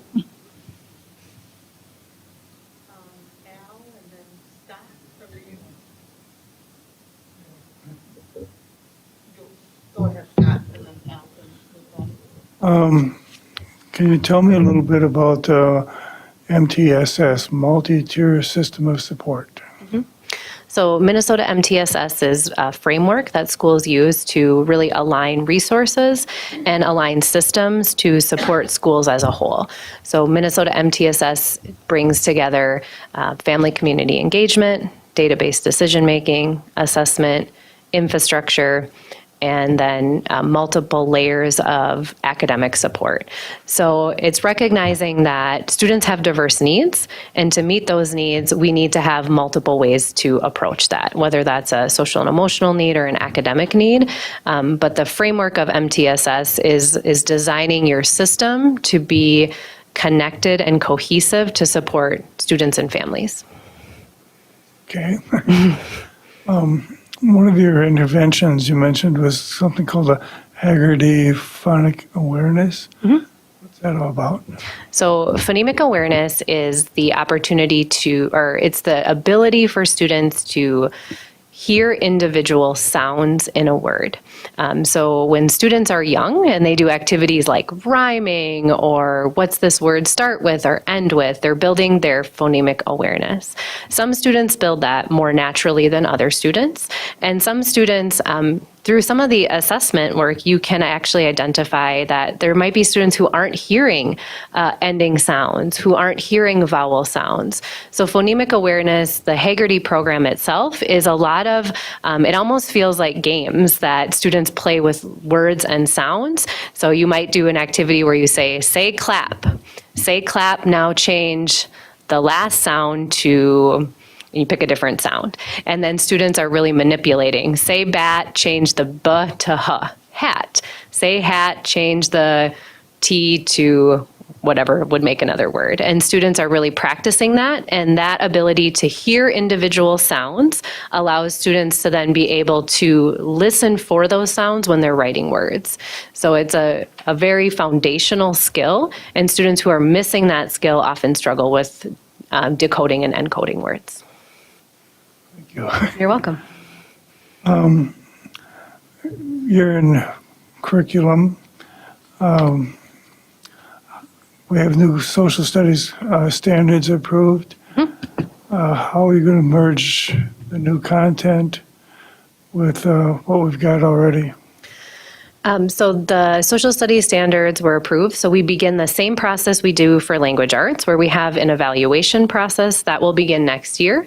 And so we then will take a look at what are our current resources, how well do they align with the standards, what sort of curriculums exist that would meet the needs of our students, have that pilot process, and then we ultimately would implement. So once the standards are approved, districts have a couple of years to be able to plan their implementation of the standards. So even though they're approved, we don't have to have them fully implemented for a couple of years. So we'll take these next couple of years to be able to research curriculums, look at the standards, plan professional development before implementing new curriculum. Oh, the standards have often added new stuff like American Indian Studies. There's only so many hours in a day. You're going to have to pick and choose as what you want to keep and what you want to drop. Have you got a method for that? So we're really responsible for teaching all of the standards. So that is our charge, to teach all of the standards. And when time is of the essence, one of the best ways we can do that is by braiding or banding or doing interdisciplinary work. So when we take a look at what's maybe a lesson or a unit that can incorporate many standards and standards across different curriculums, then we can be more efficient. So ultimately, we don't decide to eliminate standards, but we look for creative ways to embed those standards standards or do interdisciplinary work to hit maybe 3 or 4 or 5 standards within 1 or 2 lessons. Kind of like merging content with literacy then. Yes. Yep. And actually with social studies and literacy being on the same track, it will be helpful for us because as we look at some of these knowledge building curriculums, they will likely help us to meet science and social studies standards. They won't do it alone. We do need to have standalone time for science and social studies practices, but we really will have our teams that are looking at social studies and literacy do some collaborative work because we want teachers to feel like what their resources are available are really efficient, connected, giving students a holistic experience. And so we won't do those processes in isolation. We'll really take a look at a team that is maybe digging deeply into language arts, deeply into social studies, but bringing those teams together at strategic points to take a look at whether or not there's some crossover in the curriculum. On the video you showed us, you seem to have 2 teachers in the same room, one doing content and the other doing literacy. So, yep. That was our literacy specialist. So Katie, our literacy specialist, serves all of North, so she isn't able to be in that classroom every single day, but teachers are able to identify, I have a unit or a lesson or a week that I want that support, and then she's able to help either co-teach, co-plan, model lessons. Thank you. It's You're good. welcome. Just out of curiosity, there's a lot to this, and again, I'm very much in favor of it, but do the same standards apply across the board? And are they asking the same thing of private schools, charter schools, and home schools?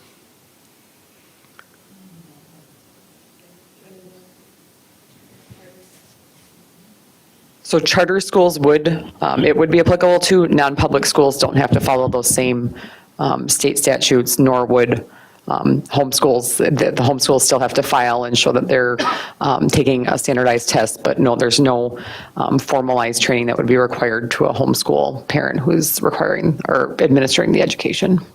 Okay. Okay, anybody else have any questions? Thank you very much. You're welcome. Lots of good stuff. Thanks. Okay. Do you want to jump in real quick? Sure. Are you gonna? Just wanted the record to reflect that Tammy DeLand is also present here. You got a solo recognition there. Okay, then we're moving on to an action item. We have additional funding for the McKinley edition, presented by Amy Scalrud, Executive Director of Finance and Business Services. Good evening, Chair Hawes, Superintendent Putnam, members of the board. Tonight, I'm trying to get connected here.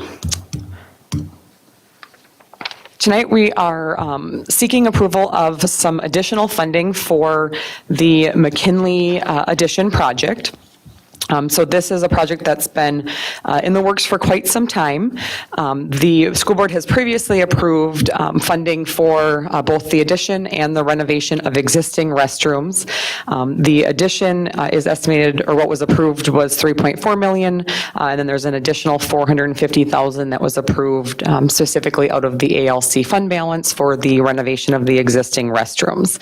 After receiving the bids for the project is currently estimated to be about $300,000 over budget for 2 main factors. The first being the new storm shelter requirements, which are relatively new and require significantly increased costs for materials that meet those new requirements. And then in addition, we ran into some additional costs to remove a large underground structure that was from an old water tower foundation. So this picture is actually, and I don't know, Gary, what was the year of this picture? 1888. So this is actually the water tower that stood on the property that is now where the McKinley Area Learning Center is. And so you can see it's a rather large structure, and it goes all the way down into the ground, very, very deep.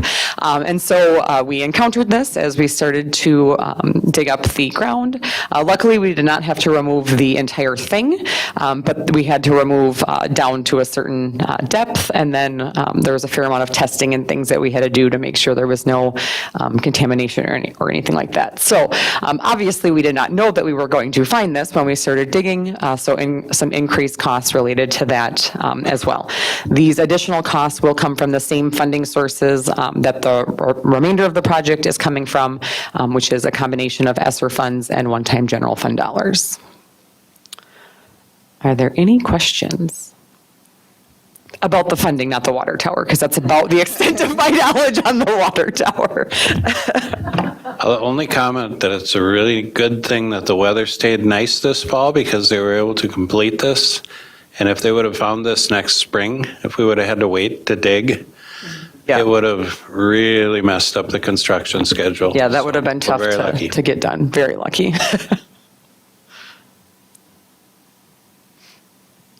Okay, so administration recommends approval of additional funding for the McKinley addition project in the amount of $300,000. I would move that we approve the additional funding for the McKinley addition in the amount of $300,000.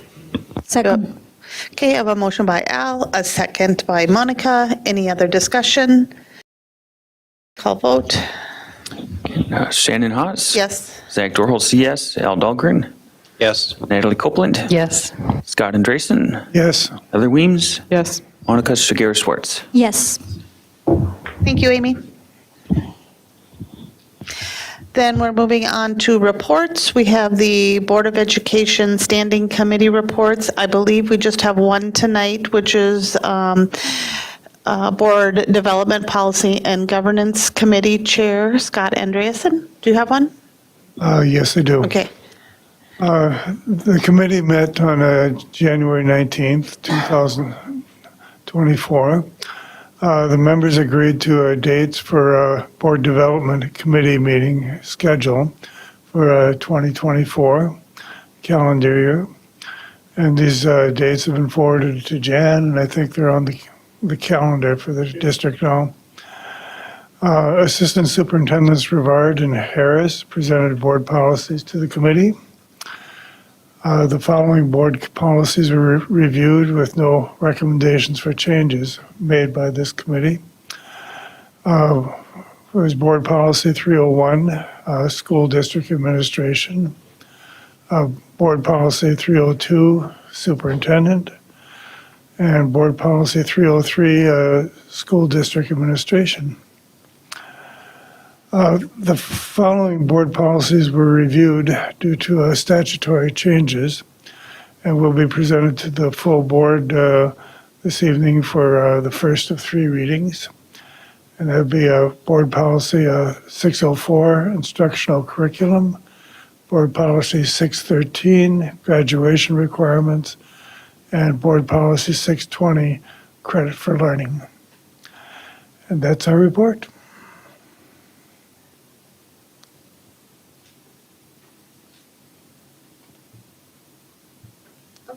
I think that was it for committee reports. So we're moving on to future agenda items. The February regular board meeting topics will include the Westwood Elementary School presentation, approval of tentative agreements, if any, Apollo projects to date, policy readings, and a closed session for contract negotiations. At this time, does any board member wish to suggest a future agenda item? All right, we are moving right along, picking up some steam here. So, looking to adjourn our regular board meeting then, for a motion to adjourn? So move. And do I have a second? Motion by Scott, second by Al. All in favor, say aye. Aye. Opposed? Excellent. So it is 8:25 PM. We got this. We're opening up the Board of Education work session. We closed the regular board meeting. And we are moving on to our first item for tonight is restorative practices, conscientious discipline, and behavior interventions update.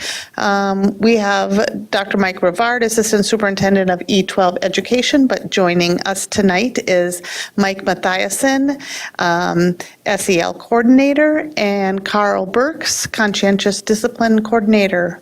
Thanks for being here. Glad to have you guys. Good evening, Chair Haas, Dr. Putnam, and members of the board. Excited tonight. We're pivoting a little from literacy and reading to talk a little bit about some of the great work that we've been doing under SEL, along with the request from the board to discuss a little bit about behavior intervention and CPI that we've been utilizing for a long time. So I know Carl's trying to get his PowerPoint up there, and then we'll get going.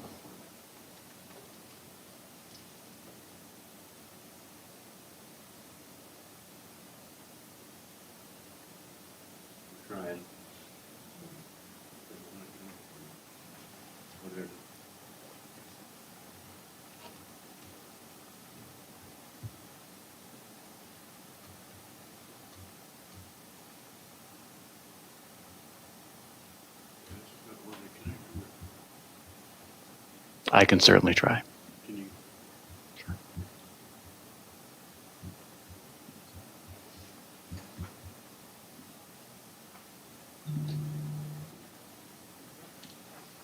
Oh. All right. Well, thank you, everyone. Good evening. I was going to mention the weather, right? Beautiful weather we're having, unusual for this time of the year. Oh, it went off on the screen there. I will connect right now, and then we'll keep right on going. All right. So yeah, we're here tonight to kind of give an update and an overview on restorative practices, conscious discipline, and then some CPI. And so really when it comes to this social emotional learning work that we're doing in the buildings, we're really looking at meeting our strategic plan and aligning to our strategic plan. And so when we think about our strategic plan, we really covered 3 areas on our strategic plan. Dr. Bart, if you want to go to the next slide there. Perfect. So that first focus area we're really looking at when it comes to the social emotional learning is that positive climate and culture, right? Providing that welcoming climate for our buildings, for our students, to help them, support them and help them thrive as individuals in the buildings and with their learning. And that's really where we integrate that social emotional learning in all of our buildings. The focus area 2 is that instruction that produces positive outcomes. And when we think of that, it really comes down to the training, right? The constant training in throughout the year that we're doing with our staff to make sure that they're supported in the work that we're doing in the buildings, and so they can provide that instruction and that those SEL components for our students throughout the year. And then the last one is really that family and engagement piece, right? And we've been kind of talking about that tonight. So really that family partnership in the community and being able to include our families in with that social emotional learning along with that support, because we know that our students, in order to be successful, we need to have a multiple facet of components that go into the success of our students. And a big component of that is that family commitment. Good evening. So one of the things that we're continuing to do this year, last year was a blessing getting to talk with you guys a little bit about conscious discipline and the overview of it, but kind of continuing into that work, it is a research-based program that we're using that focuses on the brain. It's definitely steering away from that traditional model of discipline as opposed to how do we get kids to do something versus how do we help kids do something. And so it's a mind shift that we're looking at. It's nationally known, and for us, it's focused with our early childhood and our K-5 students specifically when we're looking around ways to support them around social emotional learning. Go to the next one. One of the big pieces that we're focusing on this year is, last year it was kind of a revive when we look at the brain state model, and we're helping students and teachers understand the brain states and how that works. We know for sure that in order for kids to learn, they have to feel safe and connected. And so having those pieces in place in our classrooms allows for that green brain, that executive state, allows for those kids to be able to do that critical thinking and absorb as much of that information that the teacher's presenting. This year, one of the enjoyments when I'm getting to push into classrooms and work with teachers is specifically we're identifying things that teachers are doing in those classrooms that provide that safety and that connectedness, whether that's greeting students at the door with a high five and a welcome, we're glad you're here, whether it's incorporating job boards in a classroom where we're building community inside that classroom where everyone has purpose and they have things that they can contribute to the greater good. Whether we're doing wish wells because students are absent and we know that. And so we're identifying those friends that day when they're absent, and when they come back the next day, we're letting them know that we noticed you weren't here, and welcome back. We wish you well. And so those are some of the basic components that we're doing system-wide in classrooms. And one of the joys I get to do is push in and support that piece and support teachers, whether this is new learning for them or whether I can come in and we can dive deeper into these models and support kids with this piece. On the next slide, going back to that safety and connected, it's identifying that when we have those structures in place, like seating charts, it provides structures. Kids thrive in structured environments. They want it, they crave it. And so it's highlighting, when we talk about safety, it's knowing those adults, it's having that trusted relationship, it's knowing the classroom systems in place and the routines and those procedures. It defines all those pieces for the brain. So then when we get to the fun part of the learning, the kids are ready to go and they're excited about that. And one of the things that we do every morning is a Brain Smart Start, and that has 4 components that's designed to help the brain function and at optimal performance. And also it's culture building. It's building those families and connectedness intentionally every morning. The last thing is when we talked about tools with conscious discipline, and this is across all grade levels, but these are pieces that are in place when teachers are, whether they're a brand new teacher, they've been doing this for a really long time, these are things that we can incorporate into the classroom on a daily basis where kids are really taking charge of that learning, and our emphasis is really surrounding that self-regulation and identifying, and even with their early friends, co-regulation. And it's supporting that piece where we're creating resilient kids, and we're looking at those executive functions that they're going to need to navigate life, and we're building that intentionally at a very young age, and we're giving them opportunities to practice those skills. And the teachers are able to model those skills.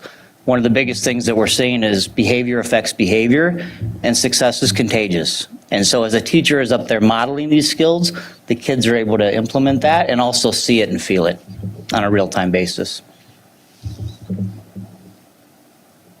This is just a celebration from some of the work that we started last year with this position being created through the grant.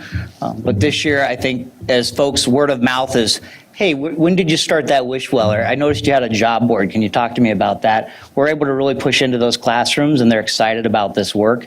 And we're seeing more and more opportunities where we're able to impact staff and work with them directly, as well as my favorite part, push into the classrooms and work with kids and model these skills and have them take an active part of this learning. Our family engagement piece has been phenomenal. Our schools invite us out when there's opportunities to engage with our parent nights. And we're also able to talk to the parents not only about what this looks like in the classroom, but how it transfers over into the home as well. And we're able to support and partner in that process because they're hearing a lot about wish wells at home at the dinner table. And so parents are curious about, can you tell me what that is? And those family engagement nights are great opportunities to connect and explain. Most importantly, it's just that self-regulation piece, and that's been the joy this year, is really focusing in on that. Awesome. Thanks, Carl. As we move kind of to the role of restorative practices, this is more on our secondary line, but like success is contagious. And so this year, something new is we are seeing this impact our upper grades in the elementary, especially that 5th grade. So when they move on to 6th grade, and when we're using that same language, that restorative language, to really kind of prepare them for when they get to that next level. But restorative practice, kind of that overview, it's just, that alternate to that punitive discipline, really trying to be as inclusive as possible we can with staff and students, building that community within our buildings for those staff and those students to just make it more of a welcoming community in there. Just kind of going through those 5 concepts. These are those strategies that we're using when it comes to restorative practices. Something I added on here was the tiers on there. So if we're looking at those tier 1, this is something that in our buildings that all students are using. The tier 2 and 3 are more individualized when we need that support. And so we have structured days. Those are those modified student schedules to help those students get into the best learning environment they possibly can be. The accountability projects are real life projects that they're working on to kind of take a look at repairing that harm. Our buildings have set slides that they use and help them to guide them through that process and to think about who was all impacted on the decisions that I made and helping them to kind of get on the right track and correct those things that have happened. Respect agreements are kind of like your classroom agreements in the space, but really it's how does it look, sound, and feel like in our classrooms from a student's perspective and from a teacher's perspective. So it really provides that voice for students and staff and helps them have this visual in the room. So when they're in the room, they can see it and utilize it. Community circles. That's where we build that community, right? That's where we build that trust and those relationships. We know how important it is to build relationships. And so being able to build trust, make our students feel safe when they come into the classroom. So our teachers are doing these in, advisory in our secondary. If it's down at the elementary level, it might be during their morning meeting. But it's really that time to just connect with our students, to just see how they're doing. And it's been very impactful for students to feel welcomed in their spaces. And then the last one's the restorative circles. These are meant more to repair that harm, a little more reactive. Those community building circles are very proactive. But the restorative circles, when we talk about those, we're looking at more kind of let's repair the harm, what's been done, and how are we going to kind of correct that. So.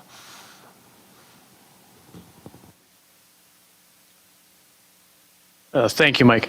So one of the other asks for this evening was a review of CPI. CPI stands for Crisis Prevention Institute, and CPI is an intervention model that we've been using, and some people oftentimes think of it as a tier 3 intervention, but really it's a tier 1, tier 2, and tier 3 intervention.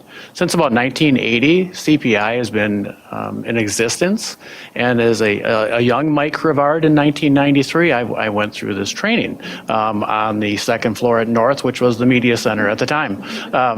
But the training has changed, has expanded, and has put more focus on the verbal de-escalation that we see when we're working with children, and not necessarily about a few of the things that I'll illustrate tonight and show through some of the slides. But one of the things that we're always looking at is that when children are having that level of dysregulation, that we see it as an integrated experience. And what you see on this slide is that recognition that children will move through some of these phases when they're feeling dysregulated from being anxious all the way up to a risk behavior, which could be that time when they might be doing something that might be more physical, but also recognizing that as part of this integrated experience with adults, that the right side gives our staff advice, gives them knowledge about what they should be doing when children are going through these 4 phases of what may happen to them when they're feeling that significant level of dysregulation.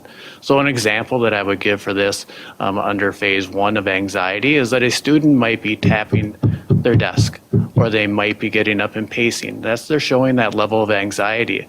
And as a teacher or as one of our paraprofessionals who are working with students, they don't want to be moving right down into a safety intervention. They would be thinking of opportunities to be supportive of that student. And we spend the bulk of our time really working on what happens as our staff in terms of what their intervention should be during phase 1 and phase 2. Those are those verbal de-escalation techniques that we spend 6 hours training them on, and only about 3 hours in the safety interventions, because we know we want to stress how important it is to verbally de-escalate students when they might be feeling that level of dysregulation. So when you think about that verbal de-escalation, this is an example of one of those areas that we're really working with staff on as they go through their training. We see that students are going to go through verbal escalation in different ways, and we're spending time with our staff and practicing with them as they go through these trainings of how they can respond and respond in a way that's going to be consistent not only across our district, but consistent for that student as they may be experiencing any one of these 5 phases. So the examples that I think of is the difference between a student who might be releasing their feelings, and that can look like swearing, that can look like a student who is getting upset, and that we're really looking for an opportunity to remove that student from where they're at, and we're not getting into a directive phase with that student. We're recognizing that they're releasing, versus if a student is refusing, that we're looking to set limits with them, and we're teaching that to our staff, both licensed and non-licensed. As you can see, there's some other examples on there related to questioning and intimidation. And some of the advice that we're going to be giving to our staff members as they go through training. However, the tension reduction, that's a real important component that we work with our staff on, and recognizing that after a situation or an incident may have occurred, that we're always seeking that opportunity to regain that relationship with that student, to look for that opportunity for therapeutic rapport, which is a way of looking at restorative practices between a staff member and a student after they've gone through a verbal escalation with that child. I did want to show a few illustrations of what we do go through with staff. One of the most important things that we're practicing with staff is the supportive stance. What this is showing is that when a staff member is coming up and working with a student, the importance of how they're providing feedback to that student non-verbally. And what you're seeing up there is someone who's not facing off with a student. They're tilted in their stance, which both communicates respect to the student, but also is going to appear non-threatening to them while maximizing the safety of the staff member. And for the student too, because if you are facing off with a student, they're not necessarily going to see that place for them to possibly escape. And by escape, I don't mean leaving the school or anything like that, but they're not feeling crowded in and that they can't make a choice to move to a different part of that verbal de-escalation continuum. I didn't want to not show what one of the holding skills would be. This is probably the one that you would see most often in our schools. This is called the children's control position, and it does start out at a low-level risk versus a high-level risk. As I spoke to the training going back over the last 25 to 30 years, we didn't talk about low-level and medium-level risks. We only talked about high-level risks and the interventions that we would do, which would be going into a full children's control position.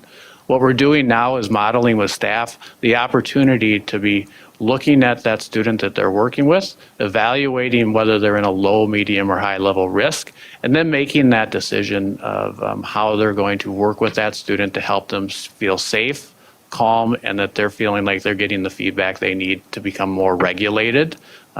All of the holds or control positions that you would do with a student, you're never alone. You always want to have another staff member with you, and we're always working on considering the safety of the student first and foremost. I'll finish up with just a couple things that we want to make sure that our staff recognize. The integrated experience is that also that you're considering as you're working with students that there are knowns and unknowns. It looks at the iceberg model, which is applied to social psychology, psychology, to all sorts of ways we look at even sociological opportunities when we look at things across many different settings. There are so many knowns we have with our students as they walk into our school doors, but there are so many unknown variables that we don't necessarily know about. As we're working with and training our staff, and I should have mentioned at the beginning, between our 6 trainers, we service and train probably more than 200 to 250 staff members every year through both phase 1 and phase 2, along with refreshers that happen with our staff members to ensure that they keep their certification up. But we do spend a lot of time talking with our staff about those unknowns that students might have as they walk through our doors. Lastly, when it does come to CPI and what their values are, and this you'll hear numerous times as you're going through training, is that we're always looking at the care, welfare, safety, and security of our kids. And those come first and foremost when we're working with kids who might be having a challenging day or a challenging situation. That is our information for this evening as part of our update. Was there any questions or comments? Heather, go ahead, and then Scott. This stuff is always fascinating to me, and there's so many uses for it. When you look at that, and particularly around the unknowns and knowns, and when you're working with staff in training and development, I'm also sensitive to the fact that I think our teachers and our staff members are in that same place where there's knowns and then there's a whole heck of a lot of unknowns that are underneath that. Is there a space where the teachers or staff members can also identify if they're in a place? I mean, I can imagine on any given day, depending upon what's going on in their own lives and their homes and whatever, maybe they've just got a shorter fuse in a certain day. Do they have resources so that if things were to transpire, they also can remove themselves from that position, particularly on a hard day? Yeah, wonderful question. As I was speaking to a little bit before, when we're utilizing any of the interventions that would be physical interventions, you're doing that as a team along with having auxiliary team members, which would be the 3 or 4 people that you would have with you who are watching, maybe the students who might be around. But all of us would be CPI trained and would be able to tap in, for lack of better words, so that we know that maybe that professional or staff members who's having to do the children's control position might have to release and have somebody else take that over for lots of different reasons. The second part of how I would respond to that is after any event where this were to occur, there has to be a debriefing. So both the documentation of the restricted procedure along with the debriefing comes to a number of us at the district office to review. We review them as a whole quarterly, but we also review them individually to watch for patterns or if there are concerns for any staff members who maybe that this is hard for. Generally trend, I mean, you talk about 1993 and being in this same sort of training. What sort of numbers? Are we seeing higher numbers of I mean, obviously the perspective in 1993, just a few years prior to that, corporal punishment, went away in Iowa, to be honest, which was a whole different way of dealing with things. What sort of trends in terms of activities and approaches are you seeing? And is it increasing, decreasing? Do you see it decrease after you implement some of this behavior early, hoping that it trickles in and continues to be modeled or thought about by students as they get older? Yeah, I would say number one, 90% of our physical holds that we would have to do are going to happen with students in elementary schools and primarily below 3rd grade. So that's where we're seeing more of it being utilized. And number two, I think there's a general flow to it. Right now, do I see an elevation right now in the number of physical holds that we've had to use over the last couple of years? We have. Do I think that's related to some of what's happened with the dysregulation, the increase in anxiety that we think is a product of COVID or the times during COVID? Possibly. But I think we have a well-trained staff that ensures that when we do utilize it, that we're utilizing most of these things for 45 to 50 seconds. These don't go on for very long. We're working with parents each and every time they happen. And we're looking for every opportunity to reviewing children's behavior plans to make sure that we don't have to use this whenever necessary. I don't say that to be critical. The officials that I work with, they do it with adult children. They do holds every weekend. And as a hockey referee, I hear exactly what you're saying. And it does happen whether they're squirts, peewees, or bantams, all the way up to 14. I think absolutely. I think what's really important is in 1993. I don't know if we did a great job in 1993 of actually monitoring the numbers and how often it was done. I don't think there was any centralized oversight of how it was working out. I think the training was wonderful and similar at the time, but I don't know if necessarily we were being as reflective on how often we were using it and why we were using it. And I do think we do that now, and I think we do it very well, and we report all of this information to the Department of Education. So, yeah.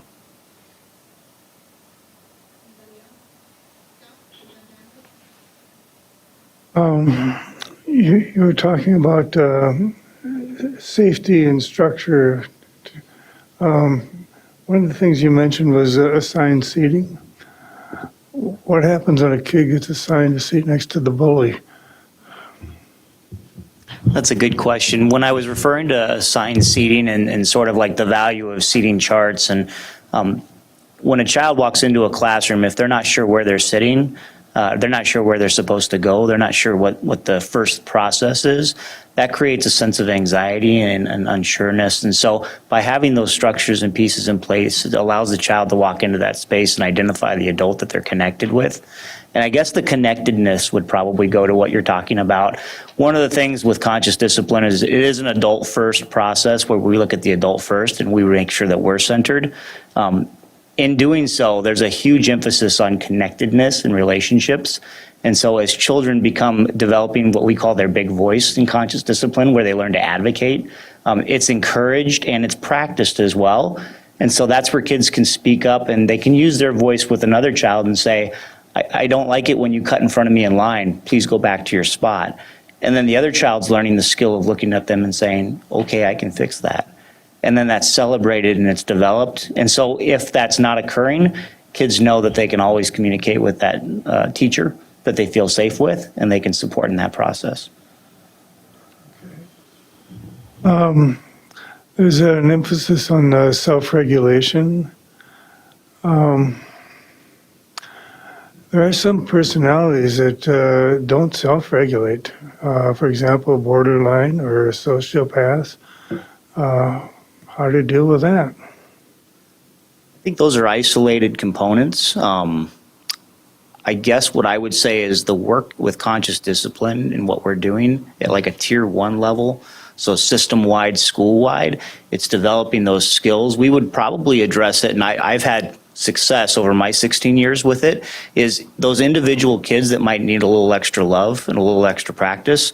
We kind of follow that tier 1, tier 2, tier 3 model, where that might be more tier 3, where we would go off and practice that skill one-on-one together and develop some success and some sense of confidence within that child so that they can then practice that skill in a larger group. You're talking about restorative practice versus discipline.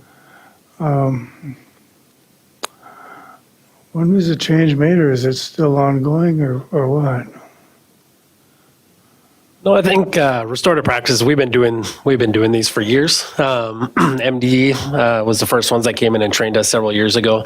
It's kind of a revamp, kind of looking at how can we help students understand the impact that their decisions are making, and then how they can help fix that like individually with themselves, and kind of repair that harm that's been done. So I don't think it's not new to our district.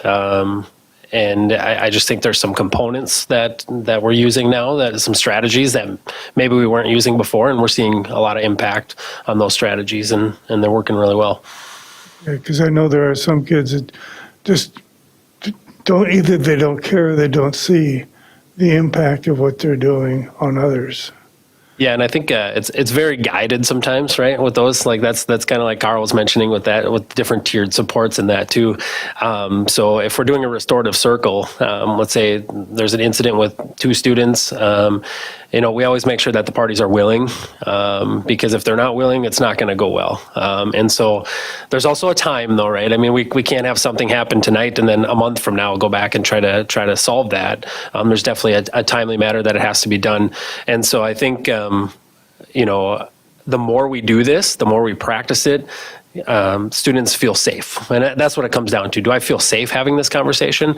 So having those community building circles where we're in a circle and having that ability to talk, and one of us be an active listener, we're teaching those social skills that help them to kind of regulate that conversation when they're having that.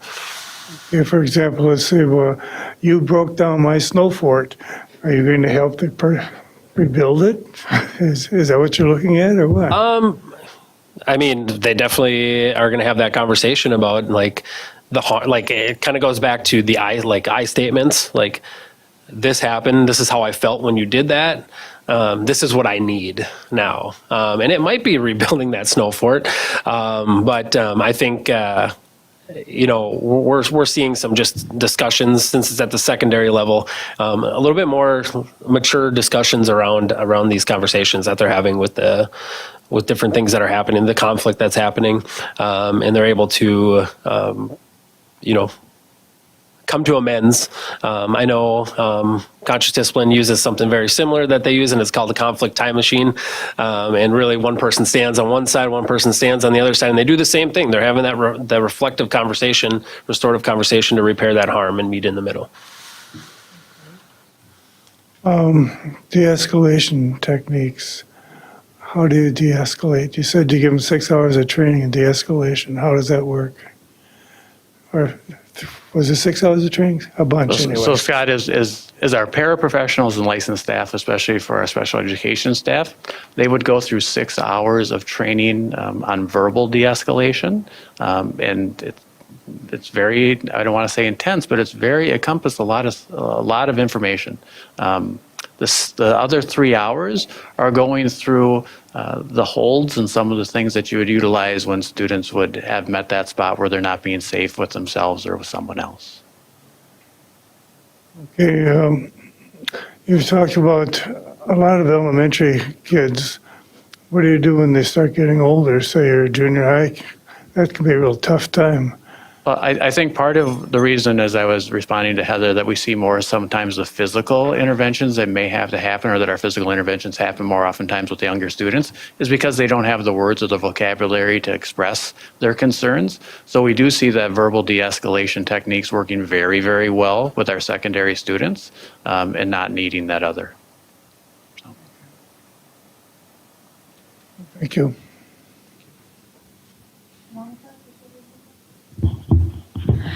So is this for all the students, or is it for special educational students? This could be utilized for any student who is in that spot where they might have a time where they're not being safe with themselves or others. So how is this translated into regular school climate? A little clarification on that, Monica. So one of the things that I hear often, and families come often and tell me, there is a lot of fights in the school, for example. So does this impact that, or what is that? Certainly. So our staff who would be working with students who might be making that choice where there's physical aggression in school, they would have gone through this training. Okay. So every school, or is a correlation, or what is a, you have a staff that is being trained on that, but how does that, so what I'm saying, what is the correlation with the general climate? Do we have less fights because of this, or the general environment of the school changes because of this? I think when I look at CPI specifically, because as I listened to our gentleman talk about restorative practices and conscious discipline, that does go to the tier 1 of the instruction that we're teaching students on how they can problem solve better, how they can work through their relationships when things might be happening. So I do think that has a great impact. When you think of CPI, we're utilizing that for our staff members specifically on how they're going to be able to work with that level where their dysregulation has gotten that significant, and making sure that they have opportunities to lower that, either with verbal de-escalation or, if necessary, with a physical hold if they need be, to keep children safe. What about the part that you were talking about, the circles and the part of the restorative justice more? Yeah, no, then that's definitely, well, that's the next step, right? When we have those physical altercations, we set up those restorative circles, right? We want to repair that harm. Like I said, both parties have to be willing, and sometimes they're not. And so we might have to look at a different form of support in that case. But those restorative circles are really used for any type of conflict that we're seeing in our buildings. So whether that's physical aggression, whether that's just calling someone names, those are really that reactive portion of restorative practices. But it's like Dr. Rivard said, it's really teaching them some of those verbal de-escalation skills that they need in those situations when they get dysregulated and they're upset about something. So being able to teach them how to kind of regulate that and use the language has been very helpful. Thank you.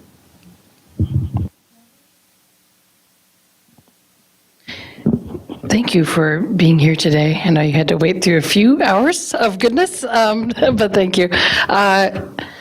I am always glad when you're here,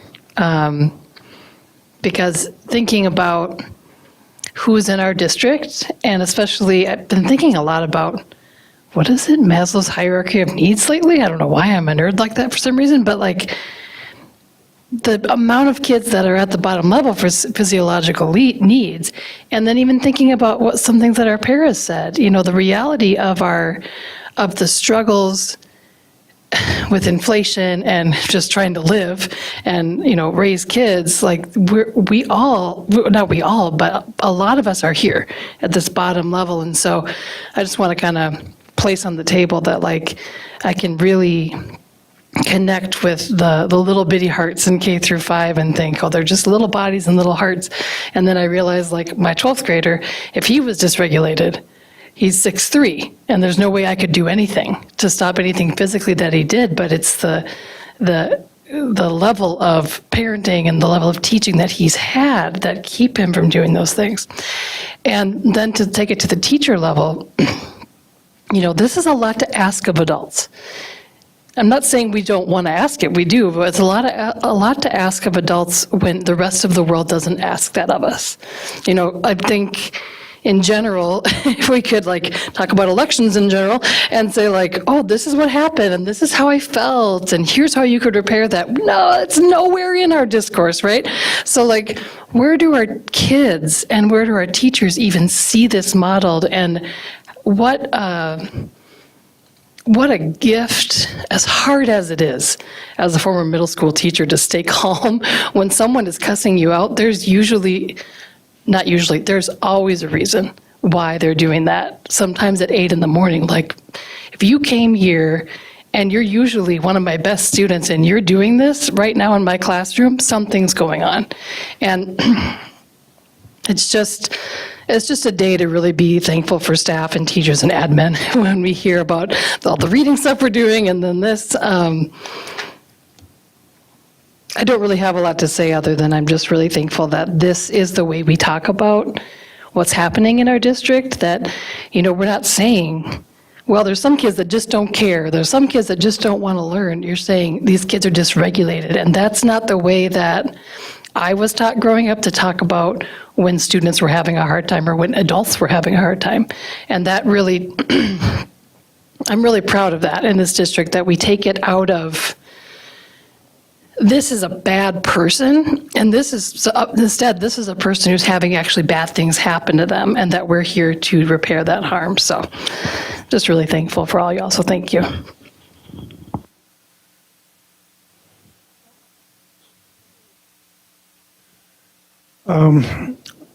I know that as kids get into junior high and high school, they start to form groups, and some of these groups become gangs.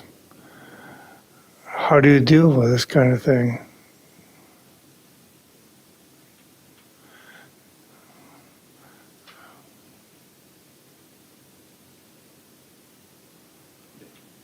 Scott, it's an interesting question as it relates to this subject matter, and I was having some thoughts as Natalie was speaking, and I was thinking a little bit about our integrated experience and going back a little bit to my training from so long ago. And one of those unknowns that we didn't talk about back then was the things that conscious discipline brings to us now, and that's the brain science of what's going on. That the unknown of, we didn't consider that an unknown back then. Our unknowns back then, we were thinking about all the environmental things that might be happening with students. So when you bring up groups and gangs and affiliations, that's again one of those unknowns that we're not always going to know for sure. And how that's going to impact a student in their singularity in their behavior and what they may be showing. But I do know from an administrative standpoint, our administrators are well aware of the affiliations that kids have with each other, and whether they're calling them gangs or groups or anything like that. They are incredibly proactive, working with the kids to try and make sure they're having alternative ways of solving problems, especially in our school setting. And that as a district administration, I think we do a really good job of keeping on top of that. But it goes back to some of that unknowns that, are we really being conscious of all students, no matter what affiliation they may have outside of our school walls, that we're recognizing that their brains are still developing, that we're tapping into the things that they need for help, that we're really working on finding all the strengths in them so that we can make sure that what's happening in our schools, that also is going to happen in our community too, that we're working with them so that they're seeing the good in themselves, and that we're helping with that and not looking at them in that way. Is there a way to keep the gangs out of the schools? I would turn to Dr. Putnam because we're going a little bit beyond the scope of what the presentation was, and I don't want to misspeak. Absolutely. I think, at the heart of what you're asking, Scott, is, are our schools safe? Right? And I think that we can absolutely say that our schools are safe places. Do some of our students make bad decisions? Did I perhaps drive 10 miles over the speed limit? Possibly, right? All of us are human and we all make some bad decisions sometimes. And with those come consequences. And so what you're hearing tonight are some consequences. Now it sounds, and it is, from an asset-based, restorative perspective, still having to own your behavior and make amends is a consequence, right? If there are other kinds of behaviors that impact the safety of our schools, such as an assault or a fight, as you can look in our code of conduct, right? We also have other kinds of consequences that aren't as immediately as restorative. We have suspension and we have expulsion. So if students are engaging in significant behaviors that are causing substantial disruptive to the learning environment or impacting safety of staff or other students in significant ways, then we have the kinds of consequences outlined in the code of conduct that all of you have approved. Barring that, we have the kinds of supports and consequences that are detailed here, and we prefer to think of it as teaching. We prefer to think of it as coaching, not necessarily consequence, but really it's the two sides of the same coin. I'm trying to figure out what we can do to minimize the active shooter. The kid that goes off the deep end. And that's what I'm trying to get at here. What can we do to keep the active shooter out of our schools and keep him down in Cold Spring or someplace else? But I think what you heard tonight is the root of how we keep our schools safe, and that's relationship, right? It's seeing our students as individuals, as whole humans that come with a variety of knowns and unknowns, and it's taking the time and having the adults and the safe and the students, right? It's not just about relationship staff to students, about student to student, right? Building those kinds of relationships from early on, and teaching our kids that if things aren't going well, you can say something, and having staff and students around to notice, right? Like Natalie said, I see a behavior that looks different in my classroom, or my friend said something, and creating opportunities to report that. So I think, right, certainly the heart is relationship, and then outside of that, it's the kinds of structures that we've put in place, both in terms of behavioral expectations, clear consequences, and then the safety, the actual physical safety work that Gary and his team lead in partnership with our law enforcement teams, that we have built, I think, a full network, a full strategy, the heart of which is heart, right, and care, all the way to very physical, concrete strategies and interventions to make sure that our schools are safe places. I'm glad we're doing this, because the last thing we need is a bunch of lawyers coming around after this activity and taking depositions from every board member about what did you know? You're telling us what we know. That's great. We're doing something to try to prevent the ultimate shootout. Natalie? I just want to speak into specifically the question about gangs, because when I taught in Georgia, in College Park, there's, we have to talk about the reality of community. Okay. Point of order. And we are a little bit out of topic. I just wonder if we can just keep in the agenda. And I'm sorry to do this to you too, but it's that late and I'm a little tired and we have 3 policies to go through. Okay, I will make it quick. What I want to say is that we have to, as members of the board, ask why. Instead of how do we keep kids out of school, or how do we keep this out of school, can we get curious, I guess is my question, as to why is this happening? Why do people choose these things that maybe I haven't had to choose? So it's the curiosity that I love about all of this. I'll just say that and then be done. It's getting late. Thank you guys very much for your time tonight and sharing with us again all the great work that you're doing out there. We really appreciate your talents, and this was very informative, so thank you. We're lucky to have you guys. Okay, we're going to move along here. We have the schools update presented by Dr. Jason Harris, Assistant Superintendent of Secondary Education, and Dr. Mike Rivard, Assistant Superintendent of E12 Education Services. Good evening again, Chair Haas, Dr. Putnam, and members of the board. I am going to be helping out tonight for Assistant Superintendent Hansen, going into an elementary update first. So tonight, for our elementary schools update, we are highlighting Discovery Dolphins. We asked Principal Holm what some of the strengths are at Discovery, and she noted how very proud they are of that strong sense of belonging that happens at Discovery. She's also celebrating their high multilingual learner exit rate success, which we have been seeing over the last 2 years.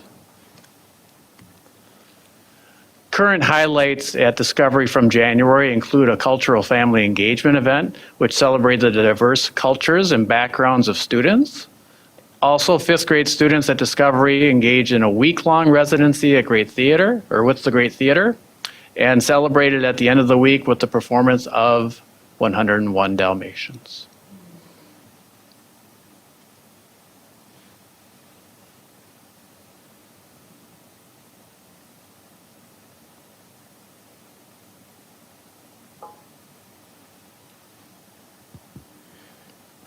Good evening, Chair House, School Board, Superintendent Putnam. McKinley, thanks for approving that funding for McKinley. And so they'll be real appreciative. Shout out to Principals Senator and Shakolis and the staff over there. They're doing some fun things. Scott, you brought up some things. I think Superintendent Putnam hit it. It's about building relationships. They also talked about it here. What restorative practices is creating that community where you're a stakeholder. And on Fridays at McKinley, they do a lot of fun things, right? And it's just those simple things where, I don't know if you remember when you were out in elementary, the principal or somebody got up on the roof and they started dropping eggs down, right? And so they just had the egg drop competition at high school, and they loved it, right? And so they do fun competition things around the McKinley Cup. They have events that come on Friday, and they do a competition in classes, and you get points on who goes and what classes show up. It's just a fun way. They invited all the folks from the DA overall over on a Friday to do fun things from kickball to being happy. I'm going to make sure they invite you all to come over and just kind of see some of those things. They talked about health and wellness. We just talked about mental health and how do you get to know some of these students if they're at the basic need level of food, clothing, and shelter. When you talk about it with the kids, they'll tell you, and then we can continue to program to talk about these things where we just have natural conversations to that holistic child. And I think they're doing a great job. They had a film festival, so they made little clips, and then they had competitions around that, right, to see who was doing it. We see awards and all these things. Our kids are doing it. You just heard it here, how you should be proud to be a part of what's going on in our system. The other piece of those Fridays is really helping them think about what you like, what are your interests, and then exploring it around career, college, post-secondary, because every student can have a pathway, and they're doing it on Fridays there. And so it was just a great thing of what's going over with that staff. And so I know they're appreciative of getting more space and continuing doing some fun things. And our community loves to come over, the industry folks, and really share with our students over there. So. From the Educational Services Department, I think another point of pride is our Journey program at Roosevelt. As you probably all know, students at Journey range from grades 4 all the way up to age 22. They are students who are special education and primarily are under the autism spectrum disorder disability area, or DCD, which is developmental cognitive delay. And they require a high individualized curriculum. We have a great staff to student ratio there. And this is a Federal 4 setting, which means it's an off-campus site. If you want to go on to the next one, Jay. For our students there, though, at Roosevelt, this highly individualized setting provides for flexible programming, so the students are building both functional skills along with increasing their independence. Our main focus is, as you think about our students who are utilizing Journey right now, is job and work skills, home and daily living skills, recreation, leisure skills, and academic and functional skills. They're spending a lot of time on those, especially during their 4th grade through 12th grade years, before they move towards their transitional years between the ages of 18 and 22. This is an incredible program that District 742 provides. Not many other school districts do. And we should be very proud of how we're addressing the needs and the gifts of these kids. That's our schools update for this evening, unless there's any questions or comments. Scott? Yeah, what is the difference in programming between Roosevelt and Katherine Johnson and McKinley? And am I missing one? Certainly. Speaking to just our special education program, Katherine Johnson is a level 4 program also, and does have students who will have autism and developmental cognitive delays, and that's called our InStep program. And those are specifically for children between the ages of 18 and 22 as a transitional services program out of high school.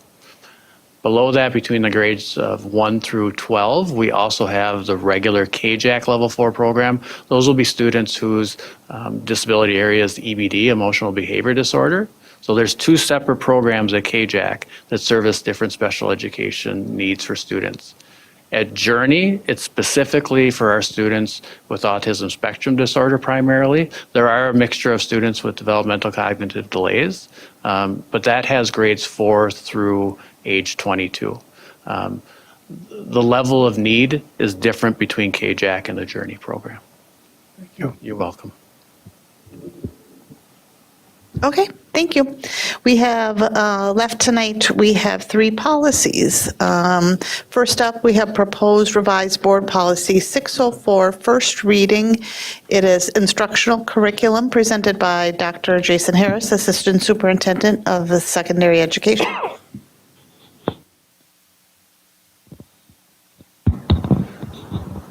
Good evening again. Chair Haas, Superintendent Putnam, board members. We have the first read of policy 604, instructional reading. We have some statutory changes with last legislation around the instructional curriculum. When you look at it, we just had some basic in the general statements around some grammar, vocabulary. The language arts was taken out for the first part, and basic communication skills stayed, and everything else stayed. When you look at 2, 3, 4, and 4, just are grammatical changes with specifically the uppercase letters. One of the new specifically language around CTE, we have this language currently, and so one of the good things being in board development is we're farther along than a lot of districts, right, in what we do. And one of the things around our CTE, it was new language that should be in our policy, but we already look at CTE. We have already aligned with the superintendent's new structure. We've had some good things where you heard it from Director Stubner today when we're looking at the curriculum and looking at the review cycles. And so our alignment is right aligned with the statute. On F, we had just a superintendent and designee, and we took the assistant superintendent out. When you get down to Roman numeral 3 with required academic standards, this was language specifically right from statute. We meet all these things when it talks about 1, language arts. Our math credits 912. And in 8th grade, we should have algebra. So we're right aligned with what the statute says around science and all the requirements around science. For social studies, all the specific requirements around social studies, board member Andreessen talked about the social studies standards. We've aligned it here in the statute, physical education, health, arts. The elementary, specifically around all the requirements, we meet all the requirements. Currently, right now, you got a chance to hear what we offer in programming. We meet all the requirements there.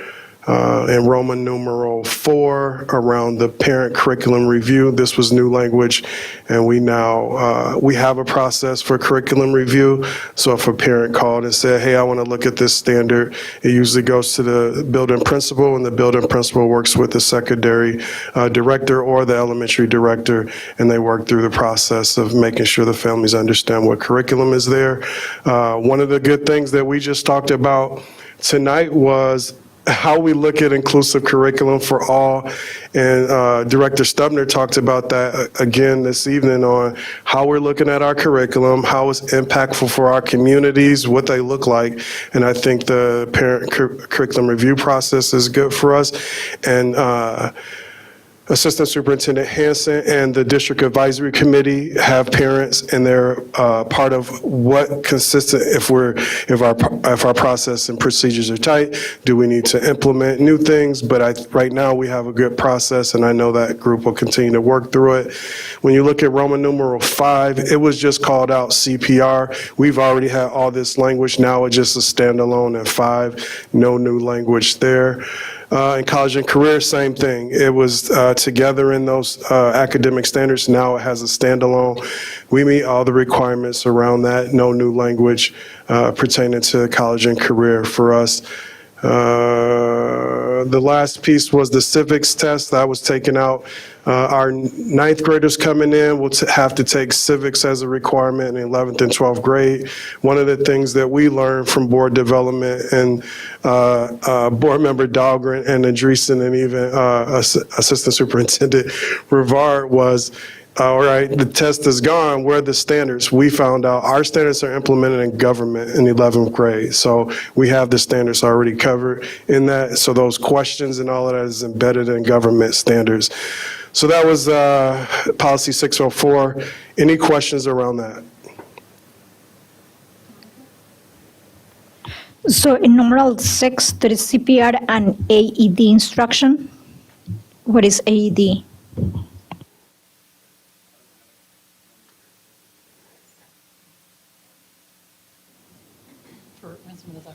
Do you hear that? Okay, I got what he said. So Yep. can you put it there for people like me that don't You know? want to do that for us? Here. AED, the actual, you see it here? Okay. Yeah, right here. Let me just highlight that. And board member Andreessen in the board development also called out CPR and had me spell it out as well. So in line with what you're talking about. Any other questions? No, that's it. Thank you. Thank you. Thank you. Then you want to roll right into the next one. You have proposed revised board policy 613. First reading is graduation requirements. Yes, let me just get this one pulled up. So we have our first reading on graduation requirements. You got a chance to get an overview from when Director Avenson and myself spoke on what we offer around graduation requirements. You see the highlighted required standard. This is directly aligned with the language in the statute. So it was, you see the cross out of academic standards is now required, and what required means is now right in alignment with the statute.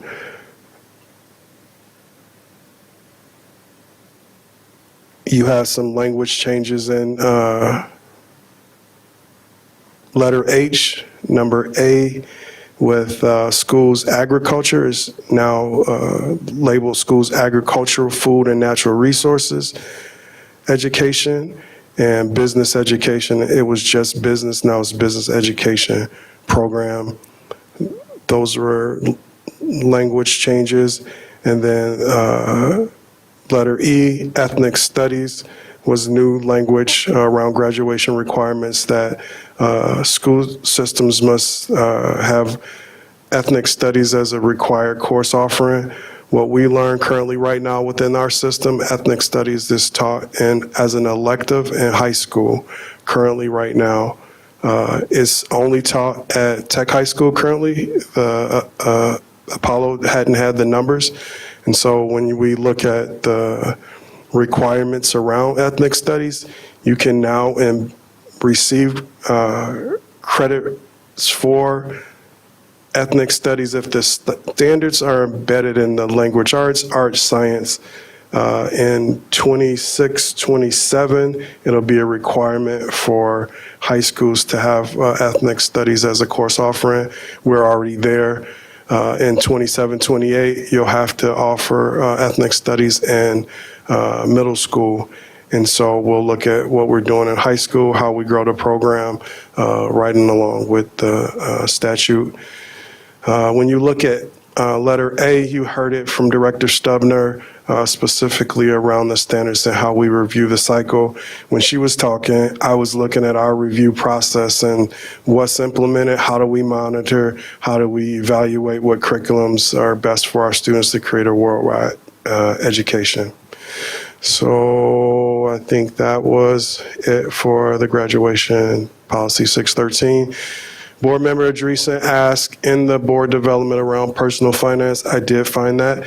It won't be right now for your incoming ninth graders. It will be a course that's a requirement. Currently right now, it's just an elective and it's taught in our business classes. But isn't it taught as part of Yeah, yep. Any questions? So was world language taken out of the requirements? No, when you look at Roman numeral 7, graduation standards and requirements. B talks about academic standards in health, world languages, art, career technology. B, Roman numeral 7, graduation requirements.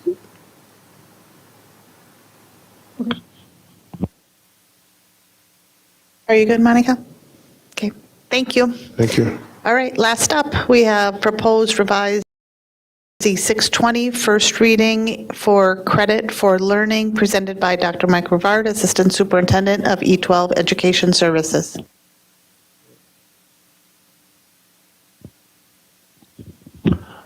Good evening again, Chair Haas, Dr. Putnam, and members of the board. This board policy is directly related to the statutory changes also. When you see credit for learning, this is specific to post-secondary enrollment options and transfer of student credit from out-of-state private or home schools. And the reason for the change in the policy is due to, and I'll go through them real quick, is due to adding Board Policy 624, which is online instruction. We adopted this policy back on December 1st of 2023 as a policy that had some significant changes. But what it does to the policy that we're reviewing tonight is that as you go through this policy previously had lots of language related to online and learning, blended instruction, digital learning. By having 624 be updated back in November, according to MSBA's language, we no longer need some of the language that's currently in 620.